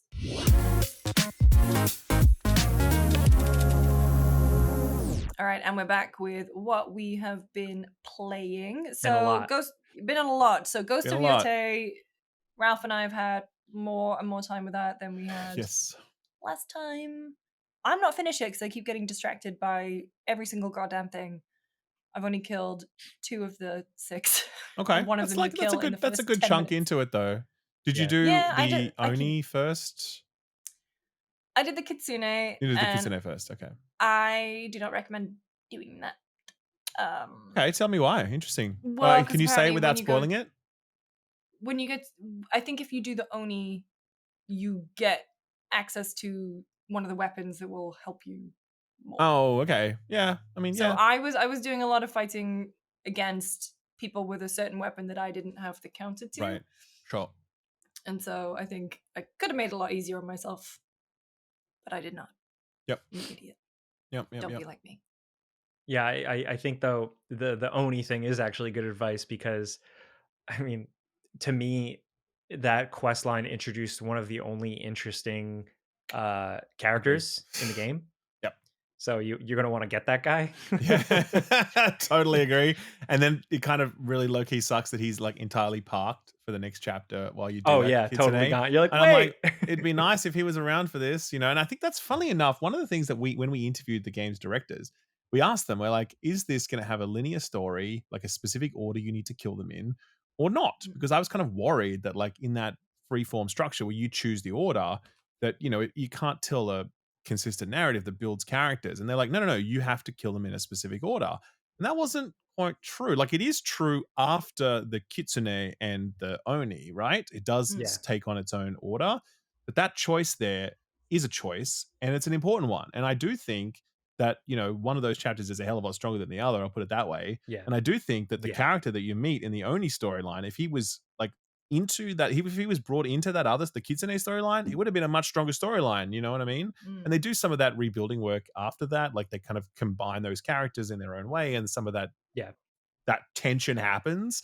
But I definitely remember thinking that back there, like when I was playing through it. So which is interesting just because you finally finished it, you put out a video, and you articulated very well kind of how I was feeling about the game, like what I kind of struggled to describe. And it was essentially what we touched upon a little bit last week, which it was like, it's more. Is it as good? Does it tell as good of a story? No. Like, where were you with Ghost of Tsushima, the original though, story wise? Oh yeah, I was always like, no, I didn't. I was like, it's okay. Yeah, no, I enjoyed it. Don't get me wrong. Like I was like, there's enough here to like, get it over the line. And there's, there were different elements of it that I liked and didn't like. But I was like, look, overall, this is pretty good. I definitely didn't love Jin. I thought he was kind of, a lot of people really hold a candle for Jin. They're like, oh, he was so good or whatever. So I'm like, I kind of feel like he was one of the weakest main characters that Sony's like put into their first party games. I think there was so much more that they could have done with him. I get why he was very restrained in terms of like his code of honor and whatever else, but it just, I don't know. He didn't really click with me personally. I didn't love him. But well, it sounds like you were actually a big fan of it. Yeah. So that was my problem with this one, is that the story in Tsushima, it starts kind of slow and Jin is kind of flat. But by the end, I had cared so much about him and his I believe it was his uncle, him and his uncle's conflict, that like I felt it. Like I felt the emotion, and I almost like got a little like choked up at some of the performances, which doesn't happen in a lot of games. And I loved it for that. And I was hoping to get that here, especially with how excited they seem to be about telling a story once again. And I didn't really get it because it was a pretty predictable kind of revenge thing. I was like, I wonder what the message around revenge is going to be, Yeah, I think, so obviously I put up my review and I got a lot of feedback on it. A lot of people disagree, which obviously I'm really glad about that, as I really try and go out of my way to be like, it's good that people have different opinions on games. I don't have a monopoly on truth or whatever. It's cool that so many people disagree with me about this game. Like that's it. And my reviews are only ever like what I think about them. It's never like here's the objective truth or whatever. It's just like here's my take, right? God no, But yeah, we'll come back to that though, because I do want to talk about that some more, right? But but yeah, definitely one thing that came back was like the story. It's definitely resonating with a lot of people. A lot of people really love Mm. the story of Atsu and her revenge and her betrayal and like a portrayal, excuse me, not betrayal. And I understand why, because I think Erika Ishii does give a good performance as Atsu. Like I do feel her, I feel more coming from her than I felt from Jin, for example. Absolutely. And I just think it's a bit of a shame that I think she as a character is wasted on what is a pretty just ho hum revenge story with like some really predictable moments and twists and whatever else. And there's nothing around that story either, because like Jin was kind of a bit boring and it had the whole like samurai honor thing, whatever it was, whatever. But there was obviously like the Mongol invasion going on around it. It created like a yeah, broad historical backdrop that you could really sink your teeth into. If that part of the plot wasn't working for you, there was this other part that you could really go to. Whereas Yote is just like, no, it's just this. There's nothing else. Like there's nothing else, and I guess if that plot is clicking with you, it's going to work. But if it's not, there's nothing else that, as I said, you can look to sort of go, well, okay, I'll focus on this other part of the story or these other characters or whatever else. So I think that's the way it is with storytelling, and I've really kind of made my peace with that over the years when it comes to video game stories, in the sense that it's super subjective, right? We can all yeah, agree that the world design of Ghost of Yote and Ghost of Tsushima is really good world design. Whether or not it's new or fresh here in Yote is another story, but it's good, and we can all agree that the combat is really good. Mm. Storytelling, though, is always super subjective, and I know that a lot of the time I just don't enjoy video game stories in AAA games. I don't know. I find that a lot. And this was definitely one of those times where I was like, and it really lets it down for me because, like, had I enjoyed the story of Yote, I probably would have been like, okay, I'm bummed out that there's not much innovation here. But the yeah. story carried the day, and I'd be like, all right, it's enough for me to keep going. But without that story, then I just start focusing on the fact that I've already played a lot of this open world before. Do you know what I mean? So I think that was another point that came back in the I don't know. Sorry, Lucy. I don't know if you have any reflections on the story that you've experienced. Are you invested in like Atsu's journey so far and the characters and that plot? Is it enough for you, or are you feeling like where are you at with it? So for me, I'm enjoying it. I think it is predictable, but I Mm. think my overall feeling about the whole game is that it is comforting in its Yes. familiarity, Yeah. Mm-mm. in that I haven't been surprised. I feel like I know where things are going. I really enjoy the approach to open world design. Like I said, I am constantly distracted by something. I can never actually get to the things that I'm supposed to be doing or the things that I set a marker for, because I'm constantly distracted, because I feel that everything that I do, every path that I do follow, I am adequately rewarded for. And it is weirdly a comfort game. I don't know if it's Mm. because I played Tsushima at the height of the pandemic and I got really into that game. I platinumed it.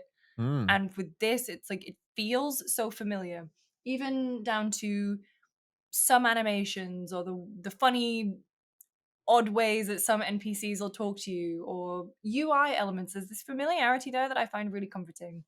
And so for the story, for me, is that yes, it's predictable. Yes, as per Simon Cardy's piece in IGN, it is very much a theme for Sony first party games, is that revenge story. Yes, unfortunately, it is also very similar to what Assassin's Creed Shadows went for, Yes. but I don't mind that. Sure. I don't mind that. I think there have been some little fun characters along the way.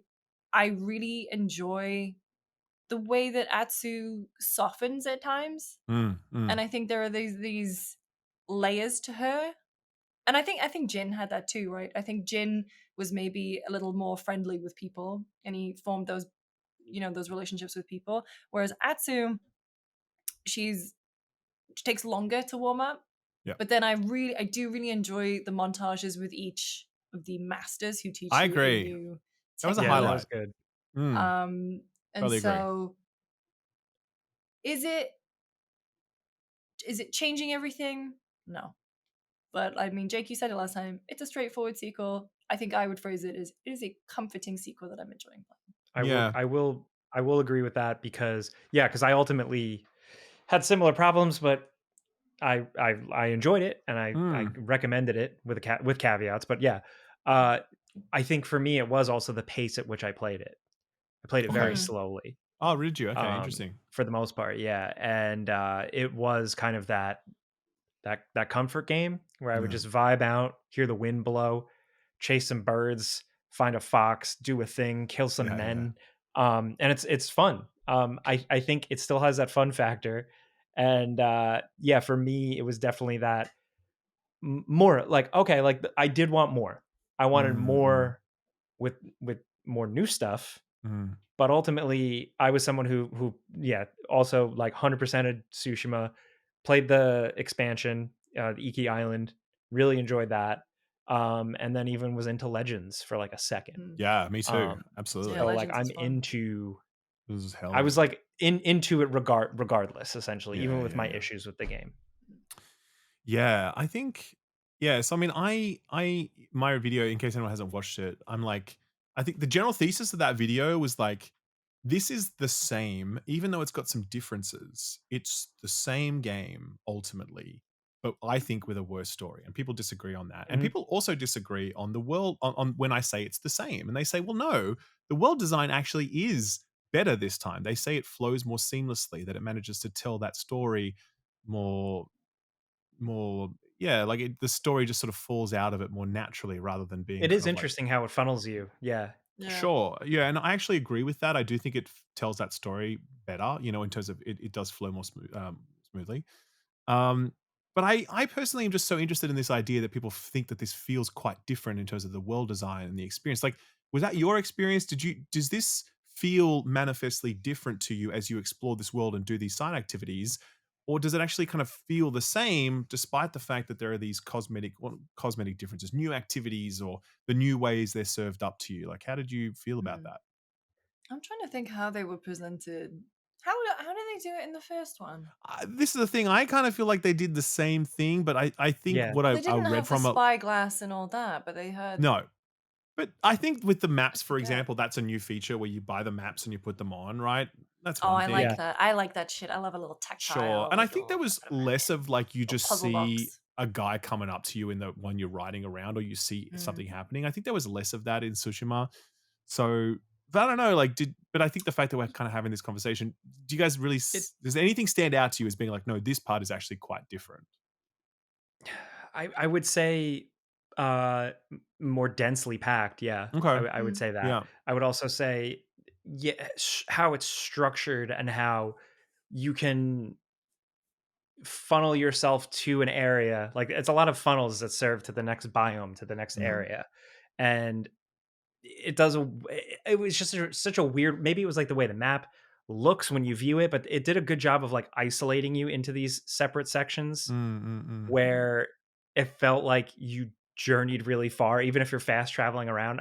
I'm stumbling through my point here, but to me, it did feel different in Okay. terms of A yeah. lot more But puzzles in this But one. so again, just to drill down into that, it felt different because of the sort of map layout and configuration and density. Is that what you were yes, sort of right? Okay. yeah. Thank you, Okay. thank Okay. you. No, no, no. I But was curious. interestingly enough, though, one kind of drawback to that I naturally noticed is that compared to Tsushima, like Tsushima, when you're like 100%ing it, you're looking at the map, you're fast traveling around. But I remember playing Tsushima, not really opening up the map and clicking on stuff constantly. Mm, mm, In mm. this one, I found myself using the map and tracking the cards and moving. And I Sure. found doing that a lot more. And that Mm. to me kind of actually was a back step from the first game, where the Okay. concept of the wind was to keep you guided and not looking at maps and looking at Mhm. objectives and stuff, keeping it Mm. very simple. Where Interesting. this time around, while there was more to do, and I like that, the fact that I was treating it more like a traditional game that didn't rethink this formula. And I'm okay, click on that, now go here. Okay, click on this card, now go here. Pause map, look at map. Like that. That to me was a little bit of a Mm. step back. Yeah, I hear you. Interesting. Mm. I think one of the biggest, because like we're all learning as we do this job. right? And that's the other thing that we don't really talk about, like how we learn and evolve as we like review video games and get feedback from our audiences. We kind of just internalize it, and it's just like inside baseball stuff. But like definitely one thing I learned from this review cycle was there was a comment that, and it was a very common comment, which is kind of like, Mm. hey man, you play all of these games and we don't, right? And Mm. so, you know, of course, if you play all of these games, you are very likely to get burned out on them, or to fixate on the sort of how similar they are, or how they don't innovate or whatever else. But you know, me personally, I only buy 1 or 2 games a year, and for me, Ghosts of Yote is amazing because I haven't played one of these types of games in a really long time, and this is a really good version of that type of game. And I was like, yeah, that is a really good, insightful way to frame this. Because, like, the truth is, we do play all of these things all the time. And we do have this kind of lens where we're sort of comparing things all the time. And we're sort of, and we're also playing a lot of them, putting a lot of hours into them. And and the frustrations that might emerge from having to play games in that way kind of manifest subtly, but you can feel them and whatever else. So I really heard that and I was like, okay. But it also made me alive to another challenge, which is like, well, in part, I also do review games for people who I imagine are like myself, who do play everything. Because just because like you're not a games reviewer doesn't mean that you're not playing most of the things. And I know certainly a lot of my audience are playing a lot of the things, right? So I think that portion of the audience is, maybe we're aligned in the way we view things. So we do kind of want that innovation. We are buying more games than just 2 or 3 a year. Do you know what I mean? I also think about the fact that, well, what's the job of a review? And it's kind of like, is it to advise people on a purchase based upon like objective metrics or whatever? And obviously the word objective with reviews is dumb, but you know what I'm saying, right? Or is it like, here's just what I think about a game, and then you can make your own decision based on that? And I think the way we all do it, like all of us on this podcast, we kind of straddle that line, right? We have our own personal preferences and we talk about things, and, and we drive from our own personal perspective, but we're also trying to impart something, a bit more objective, and we're trying to put ourselves in other people's shoes and kind of go, hey, listen, if you like this thing, maybe you might like it, even though I don't. And I think as I look back on my Yote review, I probably didn't get the balance quite right of focusing enough on that perspective, right? Because I always try and do it, and I did try and do it a little bit in that review, where I was like, hey, listen, this is the same game. It's the same recommendation as, as Shadows. It's a good game and you'll enjoy it if you want this sort of thing. But for me personally, it's this, right? I just don't think I kind of communicated that well, or the balance wasn't right. And so people very much felt like, hey man, you're not speaking to me here as someone who only buys 2 to 3 games a year. You're only speaking to your own perspective. And I don't know, I just reflect on that a lot as I go through this process. So anyway, that's my kind of learning out of this. I'm interested to hear what you guys think about that, and that kind of challenge in the way you approach it.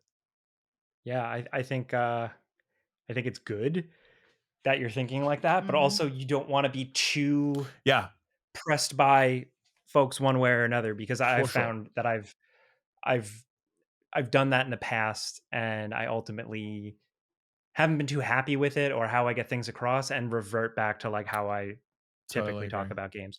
The only example I can think of is oh no. So for the longest time I would talk about games in, like, when I'd put out a video, I would talk about it in a complete bubble, essentially. Like, I'd make the video with the intention where maybe you're watching this 2 years from now. It should feel the same, and I shouldn't be talking about like a current event thing with the game and blah blah blah blah blah. And also pricing was part of that, where I didn't talk about like, oh, well, it's 2 hours, but it's $30. And I never got caught up in that, because I was very much like, no, is it worth playing or not? Because people are going to get different economies, different price points, different sales, whatever. The reality is, I know not a lot of people I know there are plenty of people watching that also don't run out and buy a game day one. So I try to talk past that. But then I guess, like, as conditions changed, games got more expensive.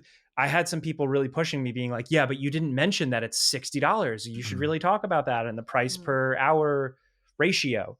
So I would start to shoehorn that in, and it kind of always felt awkward because it wasn't how I like criticized or talked about games. Yeah. With that one, I've kind of found a balance, and I just go off of like when I feel like it's relevant, because ultimately that's still how I talk about games. I go by feel. Mm, If a game is great and I have no reason to talk about the graphics other than that, yeah, they're good, then I'm not going to do a whole category or paragraph dedicated to graphics or something like yeah. that. Yeah. Um, Great. yeah. So for me, that's definitely that. But also, it's funny you mentioned your example with this video. For me, it was with so I've been in my bitching about Assassin's Creed era Yeah. since these new Assassin's Creed games, Sure. and I've always gotten feedback about that with people a similar sentiment to you. But it was just people who just love these big Yeah. open world Assassin's Creed games that I can't Absolutely. connect to. Yeah. And a lot of times it was someone being like, "Hey, I never played the old Assassin's Creed games, dude. I'm 20 years old. Shut up. These are awesome." And they give me a lot of bang for my buck. Or you have Mm. someone where it's like, "Yeah, I only play one massive RPG every, so Assassin's Creed is the one for me." So Sick. yeah, I get those other perspectives, and it did make me go, "Yeah, damn, like it's not about me. Like it has to be about you. It's your Yeah, opinion, that's the thing. but But in it a is though. way, It's both. That's what yeah, I'm saying. It's Mm. both, right? right? Yeah. No, it absolutely is. Schrodinger's opinion. And I think that but like I think that's the trap that you can fall into, because if you try and make these reviews so that they're like product reviews of like an iPhone or whatever, right? It's like, does this thing work and does it have this feature? And I tested that, and it's kind of very objective. Well, I mean, yeah, you can do that, but I also think that the kind of criticism I look for, right? And this is me personally. I'm not remotely interested in a review that kind of breaks down a game into 5 categories and scores them. And I just tell me what you think, man. And then I'm going to like agree or disagree, and that's it. And I'm interested to interface with the opinion of someone who's interested like to present a perspective and they want to argue it, and that's useful to me, because I don't Yes. need you to make a decision for me about whether the graphics are good, because I can see that they're good. Or, you know what I Yeah. mean? Like, I don't need you to describe the open world to me in great detail. I'm interested in just what you think about it, because that's the touch point, right? But I know not Yeah. everyone's the same, and they do want Yeah. those other types of reviews where they're like, no, no, just break it down, give me the facts. And there are certainly some other reviewers that I watch where they have that style, and it really Yeah. resonates with their audiences for that reason, because their audiences love that stuff, you know. So I don't know, Luce. That's what I Sorry. love though about games, right? Because it's like there are those angles for those different types of reviews. There are Yeah, also types of different gamers that go for those types of reviews, and it's like video games are weird like that. You can't really put them into a thing, yeah, kind of like yeah, how people think video games are products. yeah. Some people think they are toys. Some people think they are art. Plenty of those things intersect, and people love to kind of debate that. So, like, you have that. So, yeah, of course, reviews are going to be, like a CNET vacuum Yeah, review yeah. or a think piece that's interesting. It makes you think about a game or process a game in a different way. Like, so I just, that's why I love this, because there is room for both, and it makes Yeah. it less boring. It's way more exciting and weird because Agree. there's so much nuance. There's so many different types of Mm. gamers. Sorry, I just went off on like a tangent, but Yeah, no, I Oh, agree. I love How do it. you Yeah. how do you approach this, Luce? I don't review. Well, I don't mean, you have talk about to- I games mean, about on I this talk podcast, about though. games. Yeah, That's the thing, is that I am blessed with the fact that my outlet for reviewing is a conversation where I I see, can sure. be more nuanced. I can Yeah, bounce things off you. I can share my experience with you two, and if we have a guest or even people in the comments who listen and have an opinion that, or they, because I do read the comments. Everyone's very nice. I do appreciate it. But and the I That's nice podcast, to they're you. nice. That's right. I was You in should go the to podcast, a Game Ranks video or a Skill Up video. That's right. Hey, I'm on A different Gamespot, man. story. Like, Yeah. but True. I think because I used to review when I was at Jinx, but that was a TV channel, so we didn't have comments. It was TV. I reviewed Persona 5, and I loved the experience, but I got kind of burnt out on it, and so I don't know how you two do it week in, week out. But I think the way, to Jake's point, is there are so many nuances and so many things to tap into, so many things to discuss, that I think if I had to I don't know, if I think I just had to review and think about my own opinion too much, I would go insane. Oh, like me. Because I Sure. think I would second guess myself a lot. And I think what I'm trying to do and doing more of recently is, find the angle, to Jake's point. Like, my Disco Elysium mobile review wasn't a review. It was me talking about how the TikTokification of video games makes me spiral. Yeah. And think about how because I mean, I think I've said this before, and I used to have a show on Giant Bomb with Tam and Bacala where we would talk about internet culture, and so I'm fascinated with internet culture. I genuinely think my sliding doors moment, if I didn't get into games, I would become some kind of social psychology researcher, in particular, perhaps like discovering like internet subcultures, and the fact that the way that the internet has ruined and warped how we interact with each other. And we did not have brains that were supposed to be bombarded with this much information at all times. Humans were not meant to podcast, right? Humans were not meant to podcast, right? That's right. Yeah, sorry, everyone. But so as I'm getting older, I realize that intersects with my love of video games and my want and need to communicate with others and like connect with other people. And so I think maybe that's how I approach talking about video games. And I think I'm friends with a lot of developers. Not to say that influences me one way or the other, but I think it really got me to think about the way that games are made, and this part of the reason why I really celebrate independent games and when AAA and AA do things that are very different is because there are going to be 1,000 people telling those people not to do that. And it is a miracle that a game is made at all anyway. Yep. And it is all of these people. Like, I'm the type of person, and you guys have like work with other people, but you are solo in certain aspects. Yeah. I am always of the belief it's like, and this is wrong, and it's something I'm trying not to do anymore, is that if I can't do it, no one else can. It has to be me. Someone else would have gotten it wrong, to quote Morden Solis, who's up there, right? So imagine working on a project with hundreds of people, dozens of people, and like everyone is relying on everyone to get that thing out of the door. And it's like this, I don't know, yeah. And then you've got one shitlord in the C-suite telling them to put microtransactions and shit in. Sure. I don't know. I just, to Jake's point, it is so nuanced how I approach and think about games. But then I have a certain type of game that I gravitate towards, and maybe that I wouldn't, and there are others that I certainly wouldn't play, but I know you two would, and I just like hearing what you think about it. For sure. So yeah. Yeah. Follow It's who you like. Follow who you like, and I think give feedback as well though, because like we do listen to it, and we're figuring this out as we go. Like my approach to reviewing games has like changed a lot over the years, and it's always about like that balance of what you listen to versus what you go, okay, nah, that's not for me. I just gotta stay true to what I think and what I feel and what I feel what I feel is right. I think that's kind of the guiding star for me as I go through this whole process. Like it has to be led first and foremost, but like what happened to me when I experienced this thing, right? That has to be the leading question. And that's like Roger Ebert framed it that way, is when he talked about the way he reviewed movies, right? It's like, what happened to me? And he stole it from someone else, right? And I think after that, as long as you hit that hard, then, you can then provide some packaging around it if you want to, right? But you got to hit that thing hard. Really, that's the first, second, and third thing. And so, yeah. Well, speaking good conversation. Good pivot.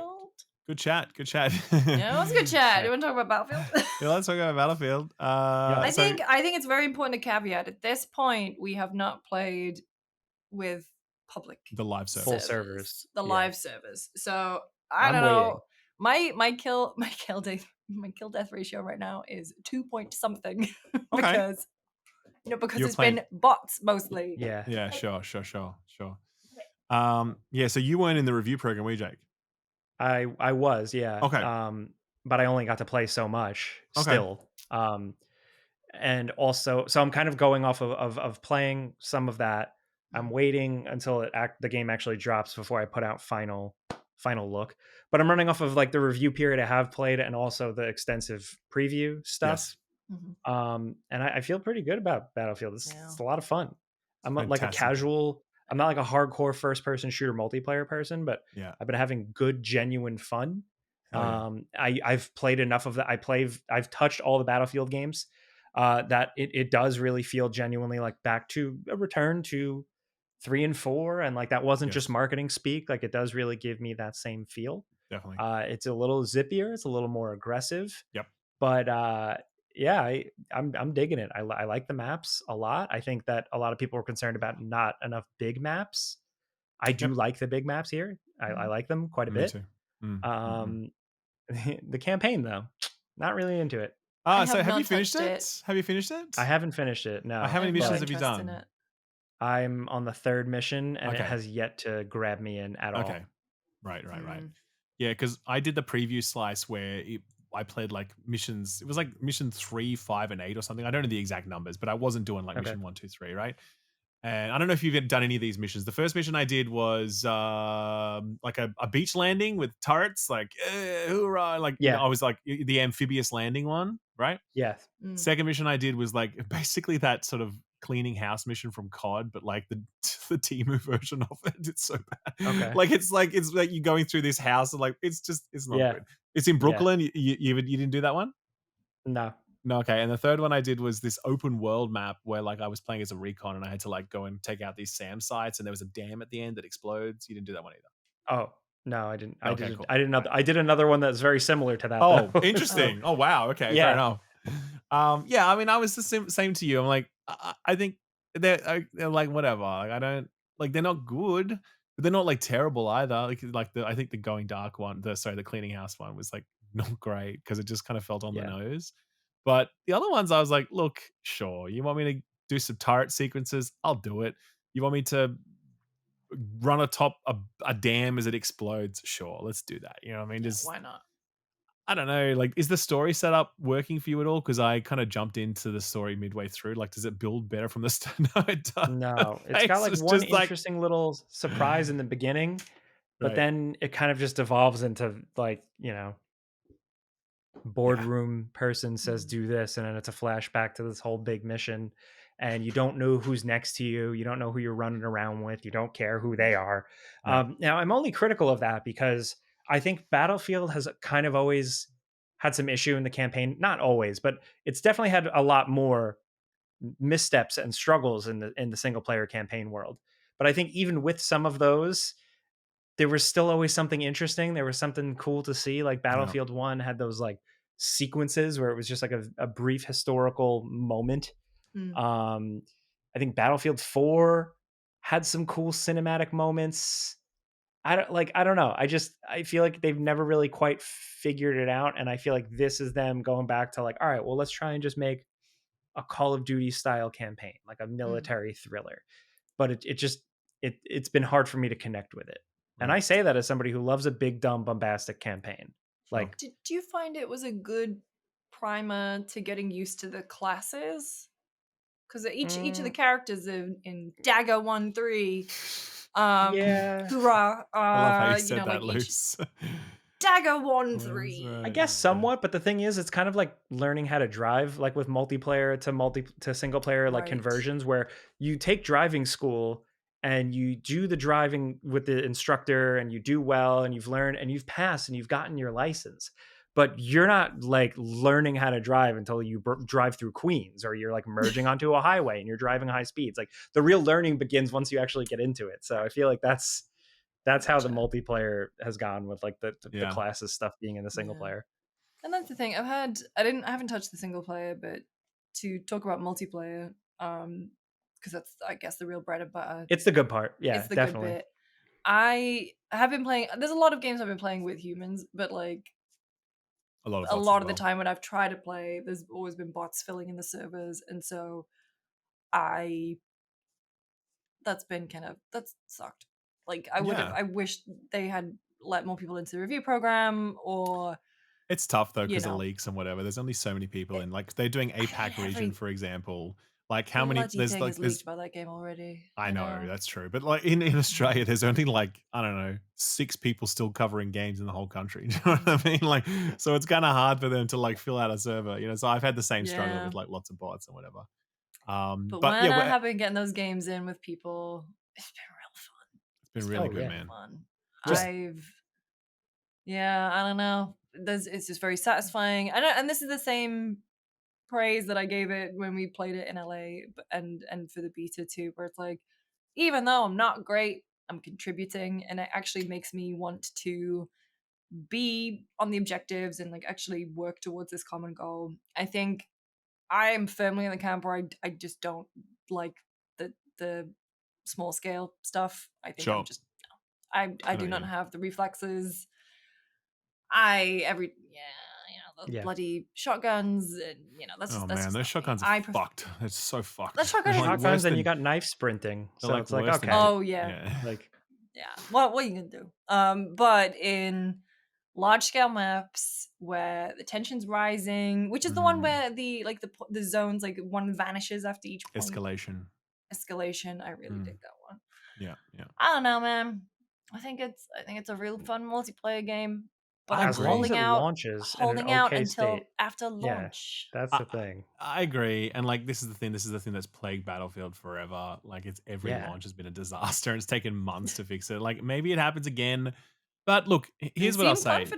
They seem confident, right? But also like the lead up to this in terms of the previews that they've done and the access they provided us. Don't forget, this game has been played at scale already.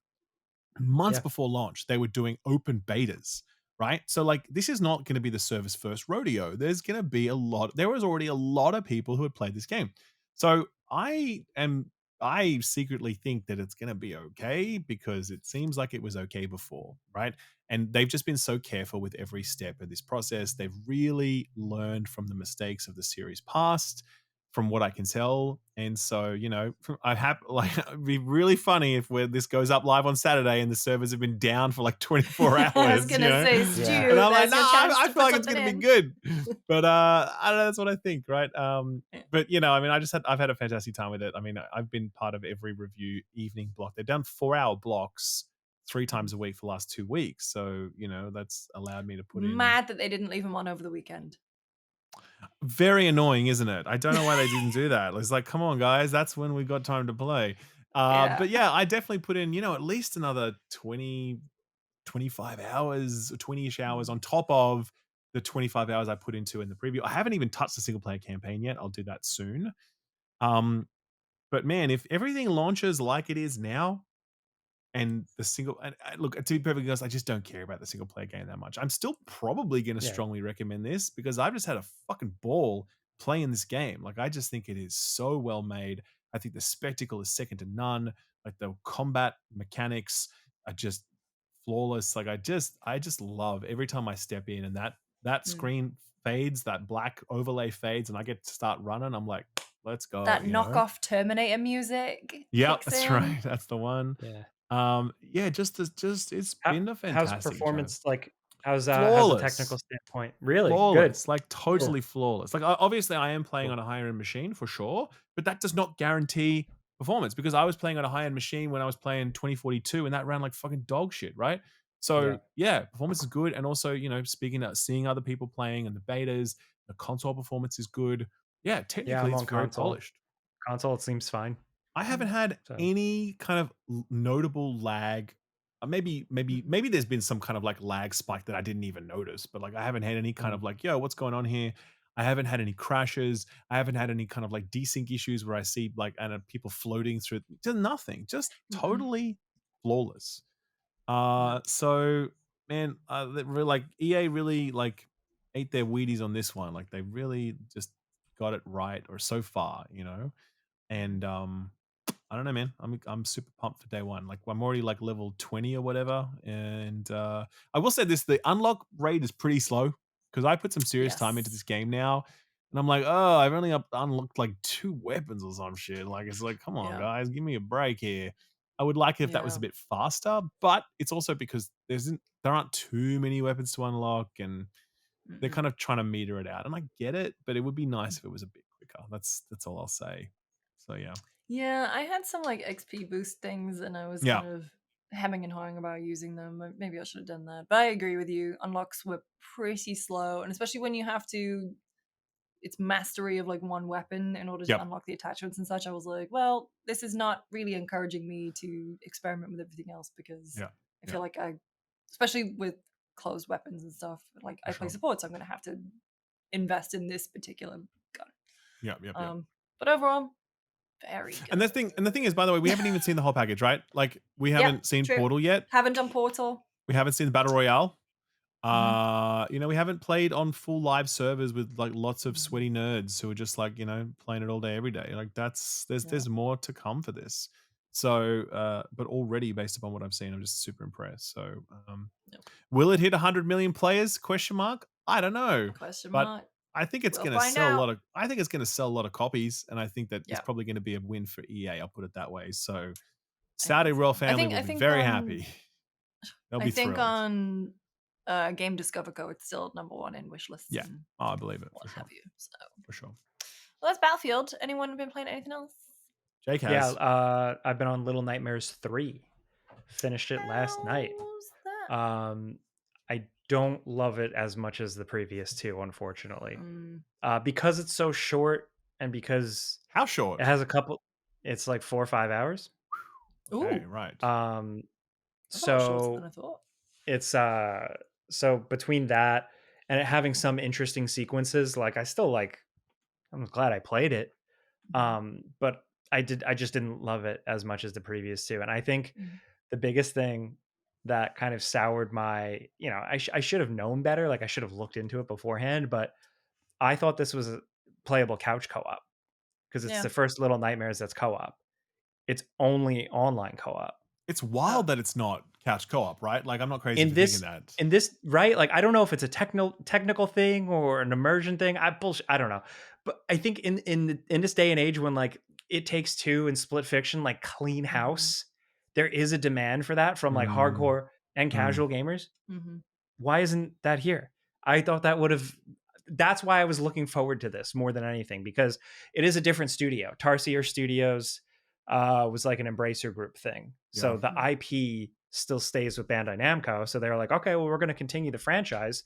So they got Supermassive Games, which on the one hand, becoming a gun for hire kind of studio. Yeah. So that's the thing. It's like on the one hand, okay, a horror game developer making another horror game, cool. But then it's Supermassive Games, and everybody kind of, I think, feels a little bit differently about their games or even their approach to horror. So to me, it feels like Little Nightmares, but with like a different sauce and not necessarily a better sauce.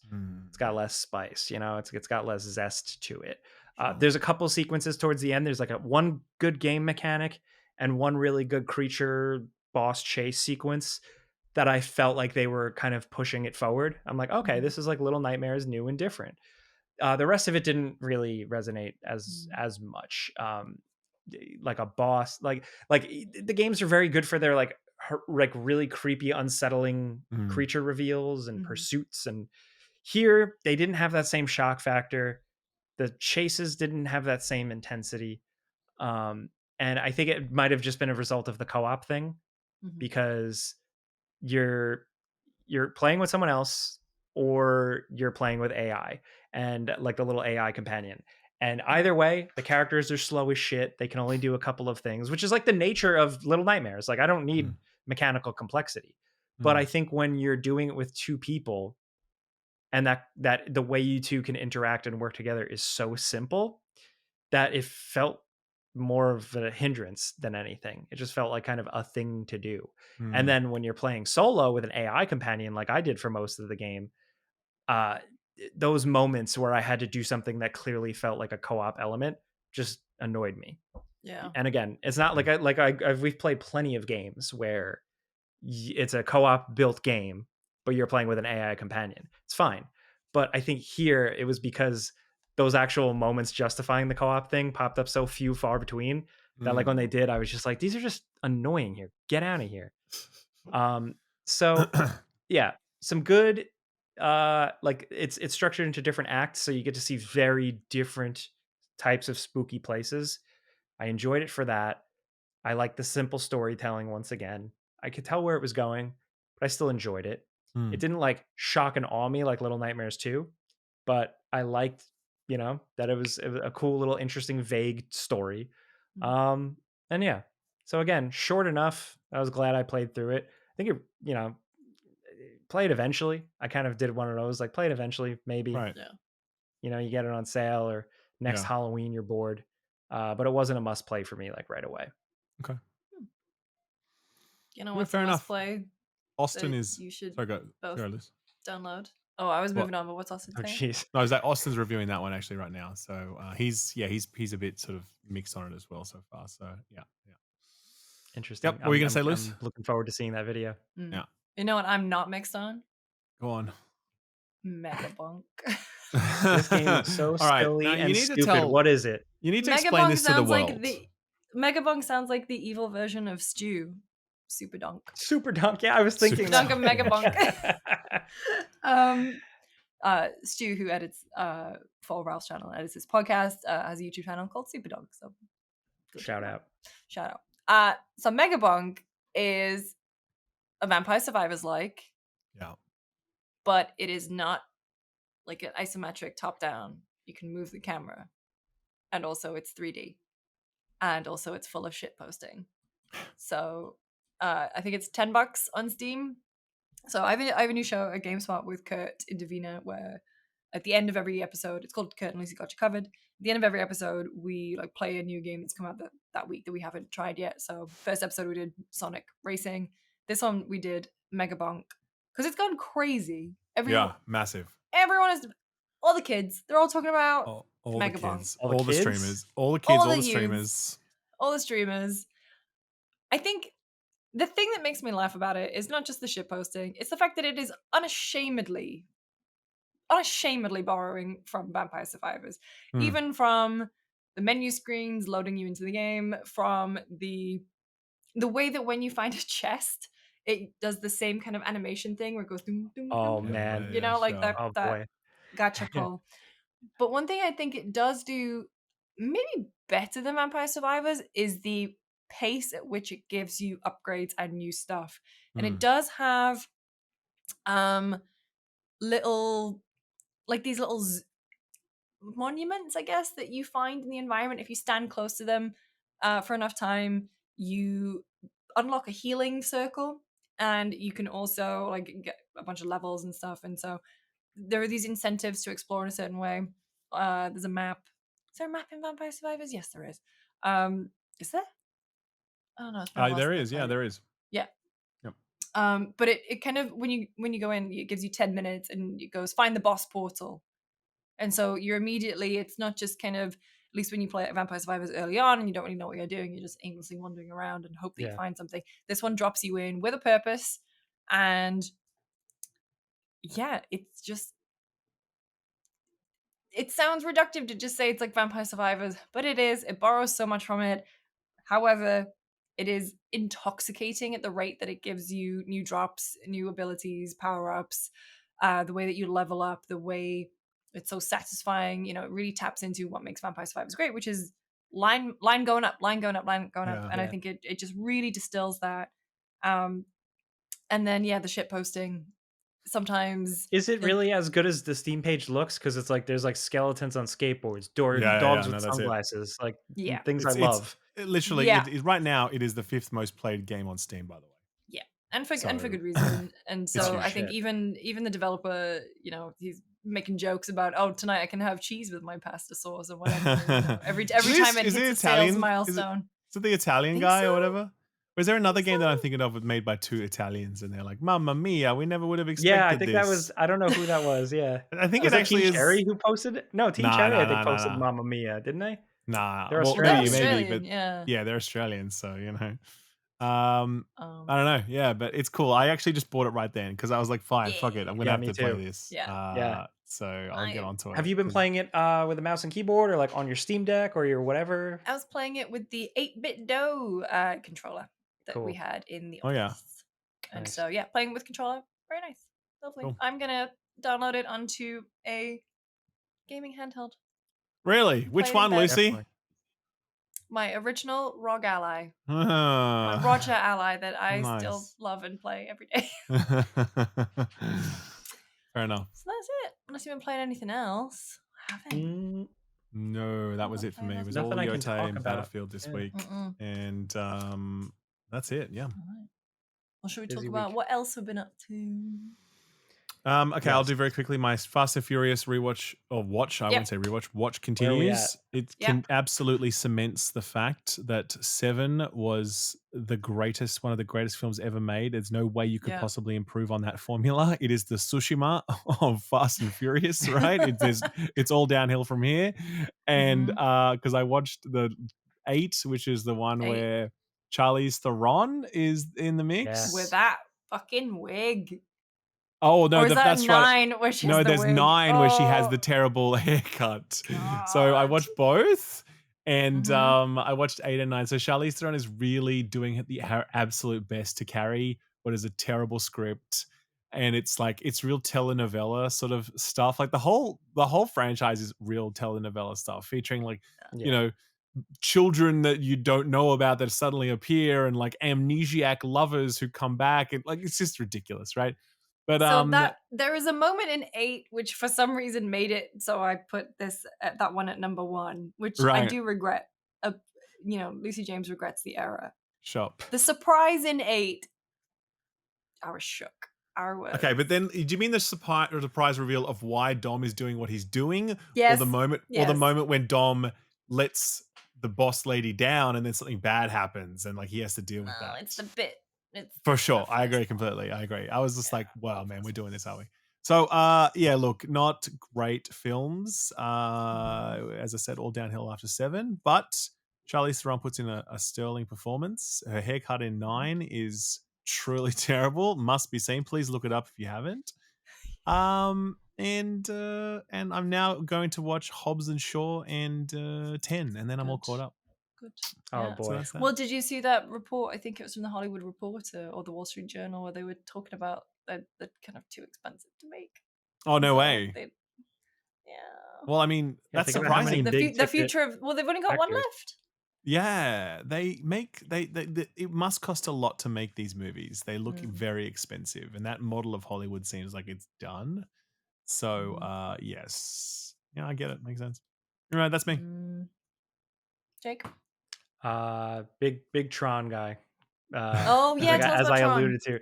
Yeah, so I wanted to rewatch them before Ares, just to get in the mood, and honestly, just like an excuse to watch Tron Legacy again because I love Tron Legacy. It is flawed, but I absolutely love it. I think the music, the way it connects to the original Tron, I absolutely love.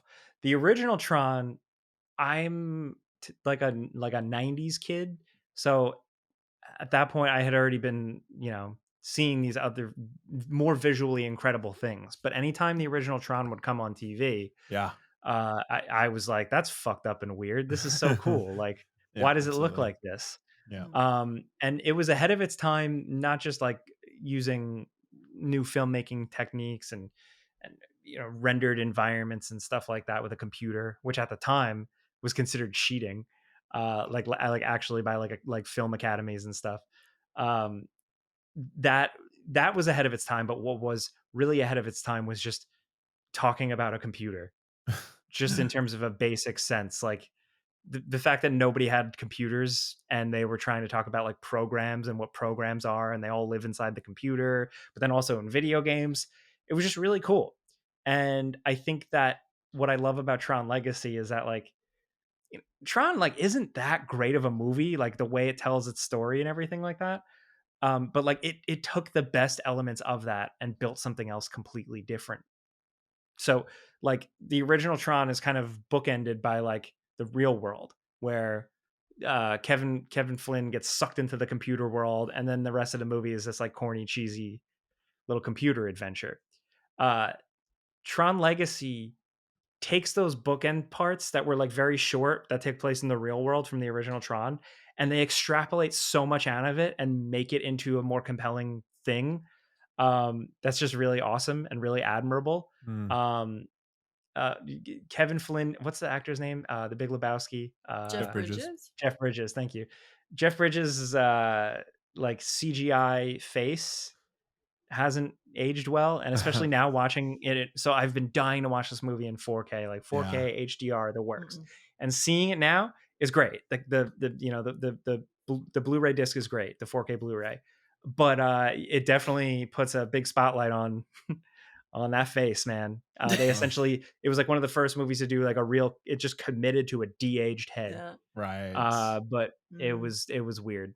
And yeah, still, I think even on its own, Tron Legacy is absolutely awesome. I think it hits better if you have the context of the original Tron, but like the score, the Daft Punk score, Martin Sheen doing like a Joker / David Bowie, like Ziggy Stardust, like the weird Kevin Flynn shit, but then also Tron, how they involved Tron in the like from the original movie. I love it, and the more I watch it, the more I just enjoy it more and more. Tron Legacy rules. I didn't so that's know why that I'm it so was... excited to see this new movie that has nothing to do with any of that. I didn't know it was out on 4K. Actually, I definitely want to grab that because that's like a perfect 4K candidate. So yeah, it's been great, and just like the having Daft Punk, hell yeah, incredible, D-Red, man, so good. It's so funny too. Also, like the original movie, because I hadn't seen it in so long, so it was a trip to watch it back. The original movie is a mix between kind of like Tron Legacy, like traditional Hollywood orchestral score, and then something more experimental. But in the original movie, it was like generic Disney fantasy movie orchestral score, and then literally like bleep blop bloop blop blorp, like that was the music. And it's so grating on your ears watching this movie. You're like, what am I watching? And then it also looks like it was like a student project at some points. Like it just feels so humble, as much as its ambitions and the technology, and it was all expensive. It just feels like this weird little movie that they made on the soundstage. Like it feels like an FMV game a lot of the time. That it's just charming. But yeah. Anyway, I still just say Tron Legacy. Awesome. Tron Legacy. I hate that my first exposure to Tron was Kingdom Hearts 2. I love that. The fact that even happened is amazing because it's such a weird franchise that it still feels like nobody really gives a shit about. Tron kind of had a little weird. Yeah, Tron had that like weird little like cult community around it, and then Tron Legacy kind of has a similar thing.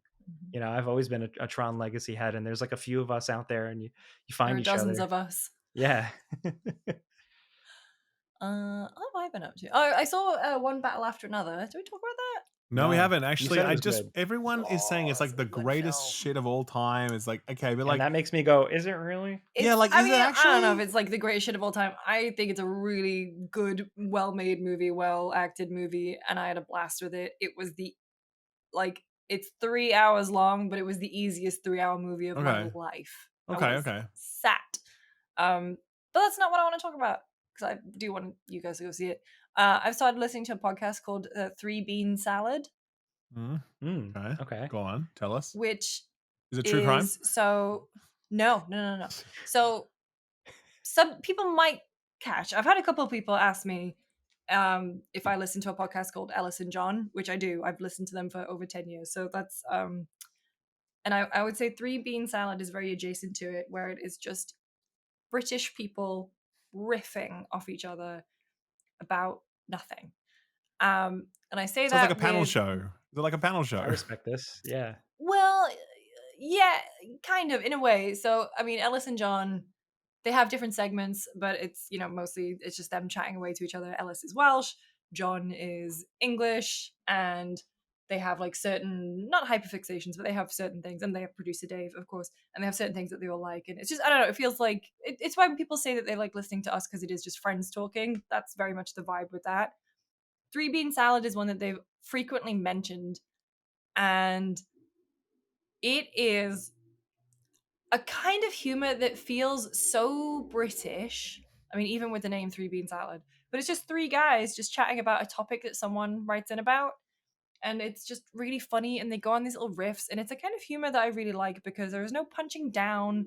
It is just it's like being at the pub with your friends kind of humor. And I don't know, I've just been kind of going through all of these episodes over the last few days, and I've been on the bus going into work just like very sensibly chuckling at it. So I've been really enjoying How long has the podcast been running? How many episodes deep are How many years? Okay, right. Years apparently. So I mean, yeah, I've been going through it, and just that's the thing, because each episode is just like they'll just have a topic. So Sunday roasts or Queen Victoria or something, and so I'll just kind of go in and just listen. But it's great, and so yeah, I'm very much in like a little podcast, because that's the thing. I actually, despite being on so many, I don't listen to a lot of gaming podcasts. I'm the same. Like I listen to the besties. I'll tune into various bits of like Bombcast or Kind of Funny, Minmax. Like I'll tune into various bits and pieces, but never be a consistent listener. I just consistently listen to hatred. Nice. Just all day on my timeline. That's right. Just scrolling that hatred all the time. Just a healthy media diet. Just like podcasts filled with hatred. That's right. Most people, I feel like that's like the thing right now. So, I just got Hatred's on board. so in right now, by the way. Hatred is so hot right now. I'm online less and less actually these days. I've actually been getting quite overwhelmed just by existence. No, but like I don't know, like a lot of people just messaging, and I'm finding it hard to kind of keep up with things in terms of social media. And like I'm just this close to just turning off notifications. It's too many apps, man. It's too many apps. I was flirting with Blue Sky for a while, and I was like, and then it kind of dipped, and then I'm like, I'll do a post here, and then I'm like, I'm just realized like, look, no indictment on it, no like Blue Sky sucks. Like it's not great, don't get me wrong, but also like I just realized I wasn't really getting much out of it. Like I just, it's like I just to kind of Threads is a mess. Threads is there's no way I'd ever go back to that. And Twitter as well. Like like Twitter, I doom scroll for sure, right? But I don't want to post on it because it's just like that's pointless at this point. You know what I mean? So I look at Instagram. I like seeing what my friends are doing. Instagram seems like the healthiest overall kind of ecosystem for chatting with people and like just sharing shit with. When it's not though, is when you log on to Instagram and you see green circle. You're like, oh my god, what has happened? What does that mean? What does that mean? So green circle means you're on someone's close friends story, which is something when it's usually when they want to post something that's kind of out of pocket and they don't want to put it on main. Well, it's like a vent usually. What's an example? It's like a vent. It's like a vent. I fucking hate my job today, dude. And it's like a selfie. Right, that's a green circle, is it? Okay, cool. Something that would be I use it like I don't ever want to dox where I am. So if I'm posting something like that's hey, I'm here or whatever, like that would be a green circle, or Okay. So the green circles are bad because people are usually like, well, no, it's usually fine, but sometimes if like something shit has happened and like a bunch of people are posting about it, you log on, you're like, oh god, this is just doom. Like Crispin Glover deserved it or something, and like you're like, what are they talking about? A different kind of doom posting sometimes, but then again, sometimes green circle posting can be like. I've had people who have been like, I got too high, and I'm like just posting pictures of me super high, so that, Nice. So it can be funny. But yeah, Instagram is also the one that I gravitate towards. Yeah. Oh, one more shout out. I know, I'm sorry. There is a new Alan Partridge. Oh my god, it's fantastic. Comment section loves the Alan Partridge. How are you? It's Alan brackets Partridge is phenomenal. I didn't realize they dropped all of the episodes in one. We watched the first one the other day. And I'm watching it with 3 Americans whose only exposure to Alan Partridge is me. And so to hear them laugh along at the most British character possibly ever created has been an incredible watching experience. And it's just really funny. I think he's maybe one of my favorite comedians of all time, Steve Coogan. And so, how are you? Oh, I like Steve Coogan. Yeah, okay. I just looked it up. Alan Partridge is like a very closed-minded, delusions of grandeur ass character, and he has decided to make. Well, he's decided to make a documentary after being fired from his plush BBC show. They made a TV show about a few years ago. He's decided to make a documentary about mental health, and he tackles it with all the grace of a reversing dump truck. Yes, perfect. To quote the "Come Down With Me" thing. It's fantastic, and so it's on BBC iPlayer. I'm not sure how you get it over here. I use VPN, but that's it. Nice, cool. good. What a week, huh? What a week. And it's only Wednesday. Busy October continues. Yeah. We're in the thick of it. Yeah, my repetitive strain has been really bad. Like I had to buy a wrist brace. We're at that level. It's been bad. Yeah. It's bad. Just gamers Bad. be gaming. Yeah. Speaking of which, we should go do that. Let's wrap it up, shall we? Yeah, go on then. All Go right. on then. Thanks everyone for listening or watching. If you're listening on Spotify or iTunes, does iTunes still exist? No. Certainly does. Apple Music. Yeah, They know what I don't know. they know what you mean. Thank you. I aged myself. Put it on Please. your iPod. Your I'm just iPod saying. Shuffle. Please rate us, like and subscribe if you're watching on YouTube. We have the newsletter, which is friendspersecond.substack.com. So that's like a little recap of what we've been talking about. We are on the socials too. Just search for Friends Per Instagram. Second. We should. We've got our clips channel as well. Got the Yeah, Clips Clips channel. It's back Friends in per action. second. What's it called? Yeah. Friends per second highlights? I forget. I always forget the name of Yeah. it. Something like Yeah, that. Clip Friends per Zone. second highlights. You can Google that one. So if you don't want to watch the whole show, you Google. can just get little snippets there. But Mhm. yeah, check us out. Yeah. And so I'm Lucy. He's Jake. He's Ralph. Jake. Wait, Jake, do the thing. Say the What? line, funny boy. Oh, are we done? We're done. I thought you were gonna say something else. No, we're not. We're done. No. Okay, tie your shoes and go to bed.